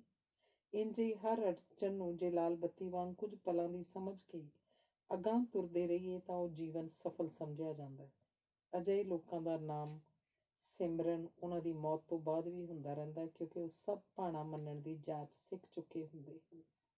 ਅਸੀਂ ਹੌਲੀ ਹੌਲੀ NIS ਤੱਕ ਸੈਰ ਕਰਕੇ ਵਾਪਸ ਮੁੜ ਪਏ ਤੇ ਮੈਂ ਉਦੋਂ ਤੱਕ ਕੁਝ ਵੀ ਬੋਲਣ ਜੋਗੀ ਨਹੀਂ ਸੀ ਰਹੀ। ਫਿਰ ਪਾਪਾ ਜੀ ਦਾ ਰਤਾ ਕੋ ਗਲਾ ਭਰ ਗਿਆ ਤੇ ਬੋਲੇ, ਤੇਰੇ ਕੋਲ ਤਾਂ ਸਾਥ ਹੈ ਤੇਰੇ ਪਤੀ ਦਾ, ਮੇਰੀ ਤਾਂ ਜੀਵਨ ਸਾਥਣ ਚਲੀ ਗਈ ਹੈ। ਮੈਨੂੰ ਭਲਾ ਦੁੱਖ ਨਹੀਂ ਹੋਏਗਾ? ਕੀ ਮੈਂ ਬਾਬਾ ਫਰੀਦ ਉੱਤੇ ਕੀਤੀ ਜਾ ਰਹੀ ਖੋਜ ਨੂੰ ਅਧੂਰਾ ਸਿਰਫ ਇਸ ਲਈ ਛੱਡ ਦਿਆਂ ਕਿ ਮੇਰੇ ਘਰ ਇੱਕ ਮੌਤ ਹੋ ਗਈ ਹੈ? ਬੱਲਿਆ, ਇਹ ਮਾੜੀ ਗੱਲ ਹੈ। ਹੁਣ ਤੂੰ ਨਾਮ ਸਿਮਰਨ ਤਾਂ ਹੀ ਸ਼ੁਰੂ ਕਰੀ ਜੇ ਤੈਨੂੰ ਇਸ ਸਭ ਦੀ ਸਮਝ ਆ ਗਈ ਹੋਵੇ, ਕਿਉਂਕਿ ਰੱਬ ਦਾ ਨਾਂ ਲੈਣ ਨਾਲ ਤਾਂ ਸਿਰਫ ਆਪਣਾ ਮਨ ਸ਼ਾਂਤੀ ਹੁੰਦਾ ਹੈ। ਗੁਰਦੁਆਰਾ ਸਾਹਿਬ ਉਸ ਦਿਨ ਹੀ ਜਾਈਂ ਜਦੋਂ ਉੱਥੇ ਕੁਝ ਵੀ ਮੰਗਣ ਜਾਂ ਗੁੱਸਾ ਗਿਲਾ ਕਰਨ ਨਹੀਂ ਜਾਏਂਗੀ, ਤੇ ਸਿਰਫ ਸ਼ੁਕਰਾਨਾ ਹੀ ਕਰਨ ਜਾਏਂਗੀ। ਨਾਲੇ ਸਰਬੱਤ ਦੇ ਭਲੇ ਦੀ ਅਰਦਾਸ ਵੀ ਕਰੇਂਗੀ। ਗੱਲ ਮੈਨੂੰ ਪੂਰੀ ਤਰ੍ਹਾਂ ਸਮਝ ਆ ਗਈ ਸੀ। ਬਾਕੀ ਰਸਤੇ ਸਾਡੇ ਦੋਨਾਂ ਵਿੱਚੋਂ ਕੋਈ ਨਾ ਬੋਲਿਆ। ਅਸੀਂ ਇੱਕ ਬਹੁਤ ਵਿਛੜੀ ਰੂਹ ਨੂੰ ਯਾਦ ਕਰ ਨਮ ਅੱਖਾਂ ਵਿੱਚੋਂ ਹੰਝੂ ਰੋਕਣ ਦੀ ਵਿਅਰਥ ਕੋਸ਼ਿਸ਼ 'ਚ ਹੀ ਲੱਗੇ ਰਹੇ। ਪਰ ਮੇਰੀਆਂ ਅੱਖਾਂ ਵਿੱਚ ਸ਼ਰਮਿੰਦਗੀ ਦੇ ਹੰਝੂ ਵੀ ਰਲ ਗਏ ਸਨ, ਸੋ ਰੁਕ ਨਹੀਂ ਸਕੇ। ਮੈਂ ਉਸ ਦਿਨ ਤੋਂ ਬਾਅਦ ਅੱਜ ਤੱਕ ਕਦੇ ਕਿਸੇ ਗੁਰੂ ਘਰ 'ਚ ਕੁਝ ਵੀ ਮੰਗਿਆ ਨਹੀਂ, ਸਿਰਫ ਸ਼ੁਕਰਾਨਾ ਹੀ ਕੀਤਾ ਤੇ ਔਖੇ ਸਮੇਂ ਸਿਰਫ ਉਸ ਅੱਗੇ ਜਰ ਜਾਣ ਲਈ ਅਰਦਾਸ ਹੀ ਕੀਤੀ ਹੈ। ਕਦੇ ਔਖਾ ਸਮਾਂ ਟਾਲਣ ਲਈ ਵੀ ਮੇਰੇ ਦੁਬਾਰਾ ਹੱਥ ਨਹੀਂ ਉੱਠੇ ਤੇ ਨਾ ਹੀ ਮੈਂ ਕਦੇ ਫਿਰ ਗੁੱਸਾ ਗਿਲਾਈ ਰੱਬ ਨਾਲ ਕੀਤਾ। ਯਕੀਨ ਜਾਣਿਓ ਕਿ ਮੈਂ ਆਪਣੇ ਮਾਪਿਆਂ ਦਾ ਫਲਸਫਾ ਪੂਰਾ ਨਾ ਸਹੀ, ਪਰ ਕੁਝ ਪ੍ਰਤੀਸ਼ਤ ਸਮਝ ਲੈਣ ਦੀ ਕੋਸ਼ਿਸ਼ ਵਿੱਚ ਹਾਲੇ ਵੀ ਜੁਟੀ ਹੋਈ ਹਾਂ। ਅਗਲਾ ਲੇਖ ਹੈ, ਪਾਪਾ ਜੀ ਵੱਲੋਂ ਮਿਲਿਆ ਗੂੜ੍ਹ ਗਿਆਨ। 31 ਦਸੰਬਰ ਦੀ ਸ਼ਾਮ ਸੀ। ਦੇਰ ਰਾਤ ਤੱਕ ਮੈਂ ਜਾਗਣਾ ਨਹੀਂ ਸੀ ਚਾਹੁੰਦੀ ਤੇ ਨਾ ਹੀ ਮੇਰੇ ਪਾਪਾ ਜੀ ਇੰਜ ਫਜ਼ੂਲ ਵਕਤ ਬਰਬਾਦ ਕਰਨਾ ਚਾਹੁੰਦੇ ਸਨ। ਮੈਂ ਹੀ ਜ਼ਿੱਦ ਕੀਤੀ ਕਿ ਸਾਡੇ ਨਾਲ ਉਹ ਵੀ ਕਾਰ 'ਚ ਬਾਜ਼ਾਰ ਘੁੰਮ ਆਉਣ ਤੇ ਰੌਣਕ ਵੇਖ ਆਉਣ। ਉਹ ਮੰਨਦੇ ਨਹੀਂ ਸਨ, ਕਿਉਂਕਿ ਉਹਨਾਂ ਦਾ ਲਿਖਣ ਪੜ੍ਹਨ ਦਾ ਕੰਮ ਪਿਆ ਸੀ ਤੇ ਨਾਲੇ ਬਾਹਰ ਠੰਡ ਵੀ ਬਹੁਤ ਸੀ, ਇਸ ਲਈ ਬਾਹਰ ਨਹੀਂ ਜਾਣਾ ਚਾਹੁੰਦੇ ਸਨ। ਮੈਂ ਗੁਰਦੁਆਰਾ ਦੁੱਖ ਨਿਵਾਰਨ ਸਾਹਿਬ ਮੱਥਾ ਟੇਕਣ ਲਈ ਕਹਿ ਕੇ ਆਖਰ ਮਨਵਾ ਹੀ ਲਿਆ। ਉਹ ਗਰਮ ਲੋਈ, ਗਰਮ ਪਜਾਮਾ, ਗਰਮ ਜੁਰਾਬਾਂ ਤੇ ਸਿਰ ਤੇ ਮਫਲਰ ਬੰਨ੍ਹ ਕੇ ਕਾਰ 'ਚ ਬਹਿ ਗਏ। ਰਸਤੇ 'ਚ ਰੌਣਕ ਵੇਖਦੇ ਹੋਏ ਅਸੀਂ ਗੁਰਦੁਆਰਾ ਸਾਹਿਬ ਪਹੁੰਚ ਗਏ। ਉਦੋਂ ਪਾਪਾ ਜੀ ਦੀ ਉਮਰ ਸ਼ਾਇਦ 87 ਜਾਂ 88 ਵਰ੍ਹਿਆਂ ਦੀ ਹੋਏਗੀ। ਗੁਰਦੁਆਰਾ ਸਾਹਿਬ ਮੱਥਾ ਟੇਕ ਕੇ ਬਾਹਰ ਨਿਕਲਦਿਆਂ ਕਾਰ ਤੱਕ ਪਹੁੰਚਣ ਤੋਂ ਪਹਿਲਾਂ ਹੀ ਕੋਨੇ ਉੱਤੇ ਇੱਕ ਗਰੀਬ ਜਿਹੀ ਔਰਤ, ਜਿਸ ਦੇ ਵਾਲ ਖਿਲ ਰਹੇ ਸਨ ਤੇ ਸੁੱਕੀ ਜਿਹੀ ਰੋਟੀ ਦਾ ਟੁੱਕਰ ਚੱਬ ਰਹੀ ਸੀ, ਸਾਡੇ ਨਜ਼ਰੀਂ ਪਈ। ਮੈਨੂੰ ਤੇ ਮੇਰੇ ਪਤੀ ਨੂੰ ਤਰਸ ਆਇਆ ਤੇ ਅਸੀਂ ਉਸ ਕੜਾਕੇ ਦੀ ਠੰਡ ਵਿੱਚ ਉਸ ਔਰਤ ਨੂੰ ਠਰਦੀ ਪਈ ਵੇਖ ਕੇ ਹੱਥ 'ਚ ਫੜਿਆ ਫਲਾਂ ਦਾ ਲਿਫਾਫਾ ਤੇ 100 ਰੁਪਏ ਫੜਾ ਦਿੱਤੇ। ਅਸੀਂ ਅਗਾਂਹ ਲੰਘ ਗਏ ਤੇ ਪਿੱਛੇ ਪਾਪਾ ਜੀ ਤੇ ਮੇਰੇ ਦੋਵੇਂ ਬੱਚੇ ਉਹਨਾਂ ਦੇ ਹੱਥ ਫੜ ਕੇ ਆਉਂਦੇ ਪਏ ਸਨ। ਮੇਰਾ ਬੇਟਾ ਉਦੋਂ ਮਸਾਂ 3 ਕੁ ਸਾਲਾਂ ਦਾ ਹੀ ਹੋਏਗਾ ਤੇ ਬੇਟੀ 9 ਦੀ। ਕਾਰ ਦੇ ਨੇੜੇ ਪਹੁੰਚ ਕੇ ਪਿੱਛਾਂ ਤੱਕਿਆ ਤਾਂ ਪਾਪਾ ਜੀ ਆਪਣੇ ਉੱਪਰ ਲਈ ਲੋਈ ਉਸ ਔਰਤ ਨੂੰ ਦੇ ਰਹੇ ਸਨ। ਮੈਂ ਪਿੱਛੇ ਮੁੜੀ, ਪਰ ਉਦੋਂ ਤੱਕ ਪਾਪਾ ਜੀ ਉਹ ਲੋਈ ਦੇ ਕੇ ਕੁਝ ਕਦਮ ਅਗਾਂਹ ਪੁੱਟ ਚੁੱਕੇ ਸਨ। ਮੈਂ ਕੁਝ ਔਖੀ ਜਿਹੀ ਹੋ ਕੇ ਬੋਲੀ, ਇੰਨੀ ਮਹਿੰਗੀ ਲੋਈ ਕਿਉਂ ਦੇ ਦਿੱਤੀ? ਨਵੀਂ ਨੁਕੋਰ ਸੀ, ਨਾਲੇ ਇੰਨੀ ਨਿੱਘੀ ਸੀ। ਸਿਰਫ 2 ਤਾਂ ਲੋਈਆਂ ਨੇ ਤੁਹਾਡੇ ਕੋਲ, ਵਾਧੂ ਹੁੰਦੀਆਂ ਤਾਂ ਹੋਰ ਗੱਲ ਸੀ। ਘਰੋਂ ਪੁਰਾਣਾ ਕੰਬਲ ਲਿਆ ਕੇ ਦੇ ਦਿੰਦੇ। ਤੁਸੀਂ ਵੀ ਹੱਦੋਂ ਵੱਧ ਹੀ ਕਰ ਦਿੰਦੇ ਹੋ। ਮੈਂ ਤਾਂ ਤੁਹਾਨੂੰ ਨਾਲ ਲਿਆ ਕੇ ਤੁਹਾਡਾ ਨੁਕਸਾਨ ਹੀ ਕਰਵਾ ਦਿੱਤਾ। ਕੋਈ ਇੰਜ ਵੀ ਨਵਾਂ ਸਾਲ ਮਨਾਉਂਦਾ? ਪਾਪਾ ਜੀ ਬੋਲੇ ਕੁਝ ਨਾ, ਚੁੱਪ ਕਰਕੇ ਵਾਪਸ ਕਾਰ 'ਚ ਬਹਿ ਗਏ। ਮੈਂ ਆਪਣਾ ਸ਼ਾਲ ਲਾ ਕੇ ਪਾਪਾ ਜੀ ਨੂੰ ਦਿੱਤਾ ਤੇ ਰਸਤੇ 'ਚ ਉਹਨਾਂ ਨੂੰ ਠੰਡ ਨਾ ਲੱਗ ਜਾਏ। ਮੇਰੇ ਪਤੀ ਗੁਰਪਾਲ ਸਿੰਘ ਕਾਰ ਚਲਾਉਂਦੇ ਹੋਏ ਸ਼ਹਿਰ ਦੇ ਕਈ ਹਿੱਸਿਆਂ ਦਾ ਚੱਕਰ ਲਵਾ ਕੇ ਵਾਪਸ ਘਰ ਨੂੰ ਚੱਲ ਪਏ ਸਨ, ਪਰ ਮੈਂ ਅਫਸੋਸ ਤੇ ਗੁੱਸੇ 'ਚ ਮੂੰਹ ਫੁਲਾ ਕੇ ਬੈਠੀ ਸੀ। ਪਾਪਾ ਜੀ ਹੌਲੀ ਜਿਹੀ ਬੋਲੇ, ਗੁਰਪਾਲ ਜੀ, ਤੁਹਾਨੂੰ ਪਤਾ ਹੈ ਜਦੋਂ ਅਸੀਂ 1 ਮਿੰਟ ਲਈ ਗੁੱਸਾ ਕਰਦੇ ਹਾਂ ਤਾਂ ਸਮਝੋ 60 ਸਕਿੰਟ ਖੁਸ਼ੀ ਦੇ ਬਰਬਾਦ ਕਰ ਦਿੰਦੇ ਹਾਂ। ਹੁਣ ਹਰਸ਼ ਦੇ ਚਿਹਰੇ ਉੱਤੇ 20 ਮਿੰਟ ਦਾ ਗੁੱਸਾ ਰੱਖਣ ਦਾ ਮਤਲਬ ਹੋਇਆ 1200 ਸਕਿੰਟ ਦੀ ਖੁਸ਼ੀ ਇਹਨੇ ਆਪਣੀ ਜ਼ਿੰਦਗੀ 'ਚੋਂ ਹਮੇਸ਼ਾ ਲਈ ਮੰਨਫੀ ਕਰ ਦਿੱਤੀ। ਡਾਕਟਰ ਹੀ ਕਹਿੰਦੇ ਸਨ ਕਿ ਖੁਸ਼ ਰਹਿਣ ਨਾਲ ਉਮਰ ਲੰਮੀ ਹੋ ਜਾਂਦੀ ਹੈ। ਹੁਣ ਜੇ ਬੰਦਾ ਬਿਨਾਂ ਮਤਲਬ ਆਪਣੀ ਜ਼ਿੰਦਗੀ ਛੋਟੀ ਕਰਨ ਉੱਤੇ ਤੁਲਿਆ ਹੋਵੇ ਤਾਂ ਕੀ ਕਹੀਏ? ਨਾਮ ਹੋਵੇ ਹਰਸ਼ ਯਾਨੀ ਖੁਸ਼ੀ ਤੇ ਚਿਹਰੇ ਉੱਤੇ ਹੋਵੇ ਗੁੱਸਾ, ਵੀ ਇਹ ਤਾਂ ਉੱਕਾ ਨਹੀਂ ਜੱਚਦਾ। ਤੁਹਾਡਾ ਕੀ ਖਿਆਲ ਹੈ ਕਿ ਮੁਸਕਰਾਉਂਦੀ ਹੋਈ ਜ਼ਿਆਦਾ ਸੋਹਣੀ ਨਹੀਂ ਲੱਗਦੀ? ਮੈਂ ਵਿੱਚੋਂ ਹੀ ਬੋਲ ਪਈ ਕਿ ਤੁਸੀਂ ਇਹ ਲੋਈ ਦਿੱਤੀ ਕਿਉਂ? ਹੱਸ ਪਏ ਤੇ ਬੋਲੇ, ਲੈ ਹਾਲੇ ਤੱਕ ਉਸੇ ਗੱਲ ਨੂੰ ਹੀ ਰੇੜੀ ਫਿਰਦੀ ਹੈ। ਉੱਧਰੋਂ ਔਰਤ ਵਿਚਾਰੀ ਅਸੀਸਾਂ ਦੇ ਦੇ ਕੇ ਥੱਕ ਕੇ ਚੁੱਪ ਵੀ ਹੋ ਗਈ, ਬਹਿ ਗਈ ਹੋਣੀ ਹੈ, ਤੇ ਤੂੰ ਹਾਲੇ ਵੀ ਉਹੀ ਗੱਲ ਫੜ ਕੇ ਬੈਠੀ ਹੈ। ਮੈਂ ਕਿਹਾ ਕਿ ਇਹ ਤਾਂ ਮੇਰੀ ਗੱਲ ਦਾ ਜਵਾਬ ਨਹੀਂ। ਉਹ ਫਿਰ ਬੋਲੇ, ਬੱਲਿਆ, ਮੈਂ ਨਦੀ ਕਿਨਾਰੇ ਰੁਕੜਾ, ਪਤਾ ਨਹੀਂ ਅਗਲੀਆਂ ਸਰਦੀਆਂ ਵੇਖਾਂ ਕਿ ਨਾ। ਕਿਸੇ ਨੇ ਇਹ ਥੋੜ੍ਹਾ ਵੇਖਣਾ ਕਿ ਪ੍ਰੀਤਮ ਸਿੰਘ ਨੇ ਕਿਹੜੀ ਲੋਈ ਲਈ ਹੈ। ਇਸ ਕੋਲ ਕਿੰਨੀਆਂ ਲੋਈਆਂ ਹਨ। ਜੇ ਮੈਂ ਟੁਰ ਗਿਆ ਤੇ ਲੋਈਆਂ ਅਲਮਾਰੀ ਵਿੱਚ ਪਈਆਂ ਸੜਦੀਆਂ ਰਹਿਣਗੀਆਂ। ਮੈਂ ਇੱਕੋ ਵੇਲੇ ਦੋ ਲੋਈਆਂ ਲੈ ਨਹੀਂ ਸਕਦਾ। ਘਰ ਜਾ ਕੇ ਦੂਜੀ ਲੋਈ ਕੱਢ ਲਾਂਗਾ। ਇਹ ਔਰਤ ਜੋ ਠੰਡ ਖੁਣੋਂ ਮਰ ਜਾਂਦੀ ਤਾਂ ਮੈਨੂੰ ਅਫਸੋਸ ਰਹਿਣਾ ਸੀ। ਨਵਾਂ ਵਰ੍ਹਾ ਸਿਰਫ ਨੱਚਣ ਗਾਉਣ ਜਾਂ ਪੈਸੇ ਲੁਟਾਉਣ, ਬਾਹਰ ਖਾਣ ਜਾਂ ਸ਼ਰਾਬਾਂ ਪੀਣ ਲਈ ਨਹੀਂ ਹੁੰਦਾ, ਬਲਕਿ ਇਸ ਦਿਨ ਜੇ ਅਸੀਂ ਆਪਣੇ ਮਨਾਂ ਉੱਤੇ ਲੱਦੇ ਭਾਰ ਚੋਂ ਇੱਕ ਇੱਕ ਕਰਕੇ ਛੰਡਦੇ ਰਹੀਏ ਤਾਂ ਹੌਲੀ ਫੁੱਲ ਹੁੰਦੇ ਜਾਵਾਂਗੇ ਤੇ ਅਜਿਹੀ ਖੁਸ਼ੀ ਉਮਰ ਲੰਮੀ ਕਰ ਦਿੰਦੀ ਹੈ। ਮੇਰੀ ਬੇਟੀ ਸੁਖਮਨੀ ਨੇ ਪੁੱਛਿਆ, ਨਾਨਾ ਜੀ ਮਨਾਂ ਉੱਤੇ ਕਿਹੜਾ ਭਾਰ ਲੱਦਿਆ ਹੁੰਦਾ? ਪਾਪਾ ਜੀ ਸਮਝਾਉਣ ਲੱਗੇ, ਮੇਰੀ ਪਿਆਰੀ ਬੱਚੀ, ਜਦੋਂ ਅਸੀਂ ਕਿਸੇ ਦਾ ਮਾੜਾ ਕਰਦੇ ਹਾਂ ਜਾਂ ਕਿਸੇ ਬਾਰੇ ਬੁਰਾ ਸੋਚਦੇ ਹਾਂ ਤਾਂ ਆਪਣੇ ਮਨ ਉੱਤੇ ਉਹਦਾ ਭਾਰ ਜ਼ਰੂਰ ਪੈਂਦਾ। ਜਦੋਂ ਅਸੀਂ ਕਿਸੇ ਦਾ ਭਲਾ ਸੋਚਦੇ ਹਾਂ ਤਾਂ ਸਰੀਰ ਤੇ ਮਨ ਖੁਸ਼ੀ ਮਹਿਸੂਸ ਕਰਦਾ ਹੈ ਤੇ ਅਸੀਂ ਆਨੰਦ ਮਹਿਸੂਸ ਕਰਕੇ ਹਲਕੇ ਫੁੱਲ ਜਿਹੇ ਬਣ ਜਾਂਦੇ ਹਾਂ। ਜੇ ਹਰ ਨਵੇਂ ਵਰ੍ਹੇ ਉੱਤੇ ਇੱਕ ਇੱਕ ਕੌੜ ਮਨ ਚੋਂ ਕੱਢਦੇ ਰਹੀਏ ਤੇ ਗੁੱਸਾ ਗਿਲਾ ਖਤਮ ਕਰਕੇ ਨਵਾਂ ਸਾਲ ਚਾੜੀਏ ਤਾਂ ਤੇ ਕੋਈ ਚੰਗੀ ਗੱਲ ਹੋਏਗੀ, ਵਰਨਾ ਇਸ ਦਿਨ ਤੇ ਕਿਸੇ ਹੋਰ ਦਿਨ 'ਚ ਫਰਕ ਹੀ ਕੀ ਹੈ? ਫਿਰ ਉਹਨਾਂ ਮੇਰੇ ਬੇਟੇ ਨਾਨਕ ਜੋਤ ਨੂੰ ਜੱਫੀ 'ਚ ਲੈ ਕੇ ਕਿਹਾ, ਵੇਖੋ ਹੁਣ ਤੇਰੀ ਮੰਮੀ ਮੰਨਦੀ ਨਹੀਂ ਪਈ। ਮੈਂ ਤਾਂ ਮਨ ਛੱਡ ਤਨ ਉੱਪਰਲਾ ਵੀ ਭਾਰ ਘਟਾ ਆਇਆ। ਇਸ ਤੋਂ ਵਧੀਆ ਹੋਰ ਨਵਾਂ ਵਰ੍ਹਾ ਕੀ ਚੜ੍ਹੇਗਾ? ਗੱਲ ਤਾਂ ਮੈਨੂੰ ਪੂਰੀ ਸਮਝ ਆ ਗਈ ਸੀ, ਪਰ ਆਖਰ ਧੀ ਸਾਂ ਮੈਂ ਵੀ ਉਹਨਾਂ ਦੇ ਨਾਂਹ ਕਰਦਿਆਂ ਕਰਦਿਆਂ ਪੂਰੀ ਜ਼ਿੱਦ ਪੁਗਾਈ ਤੇ ਰਸਤੇ 'ਚ ਵਧੀਆ ਲੋਈ ਖਰੀਦ ਕੇ ਪਾਪਾ ਜੀ ਨੂੰ ਨਵੇਂ ਵਰ੍ਹੇ ਦੀ ਸੁਗਾਤ ਵਜੋਂ ਲੈ ਕੇ ਦਿੱਤੀ ਕਿ ਕਿਸੇ ਸਮੇਂ ਇੱਕ ਲੋਈ ਮੈਲੀ ਹੋ ਜਾਏ ਤਾਂ ਘੱਟੋ ਘੱਟ ਬਦਲਣ ਲਈ ਦੂਜੀ ਹੋਵੇ ਤਾਂ ਸਹੀ। ਇਹ ਜੀਵਨ ਜਾਚ ਜੋ ਪਾਪਾ ਜੀ ਨੇ ਸਾਨੂੰ ਸਿਖਾਈ ਕਮਾਲ ਦੀ ਸੀ। ਮੈਂ ਵੀ ਦਿਲੋਂ ਇਹ ਤਮੰਨਾ ਕਰਦੀ ਹਾਂ ਕਿ ਉਹਨਾਂ ਦੀ ਸੋਚ ਜੇ ਸਾਡੇ ਵਿੱਚੋਂ ਕੁਝ ਜਣੇ ਅਪਣਾ ਲੈਣ ਤਾਂ ਕਿੰਨੀਆਂ ਹੀ ਦੁਸ਼ਮਣੀਆਂ ਘੱਟ ਸਕਦੀਆਂ ਹਨ ਤੇ ਨਾਲੇ ਯਕੀਨਨ ਉਹ ਮੁਸਕਰਾਹਟ ਦੇ ਪਲ ਜੋ ਸਾਡੇ ਚਿਹਰੇ ਦੀ ਸ਼ਾਨ ਹੁੰਦੇ ਹਨ ਵੀ ਵੱਧ ਜਾਣਗੇ, ਕਿਉਂਕਿ ਉਨੇ ਮਿੰਟਾਂ ਦੀ ਉਦਾਸੀ ਤੇ ਗੁੱਸਾ ਚਿਹਰੇ ਉੱਤੇ ਟਿਕਣਗੇ ਹੀ ਨਹੀਂ।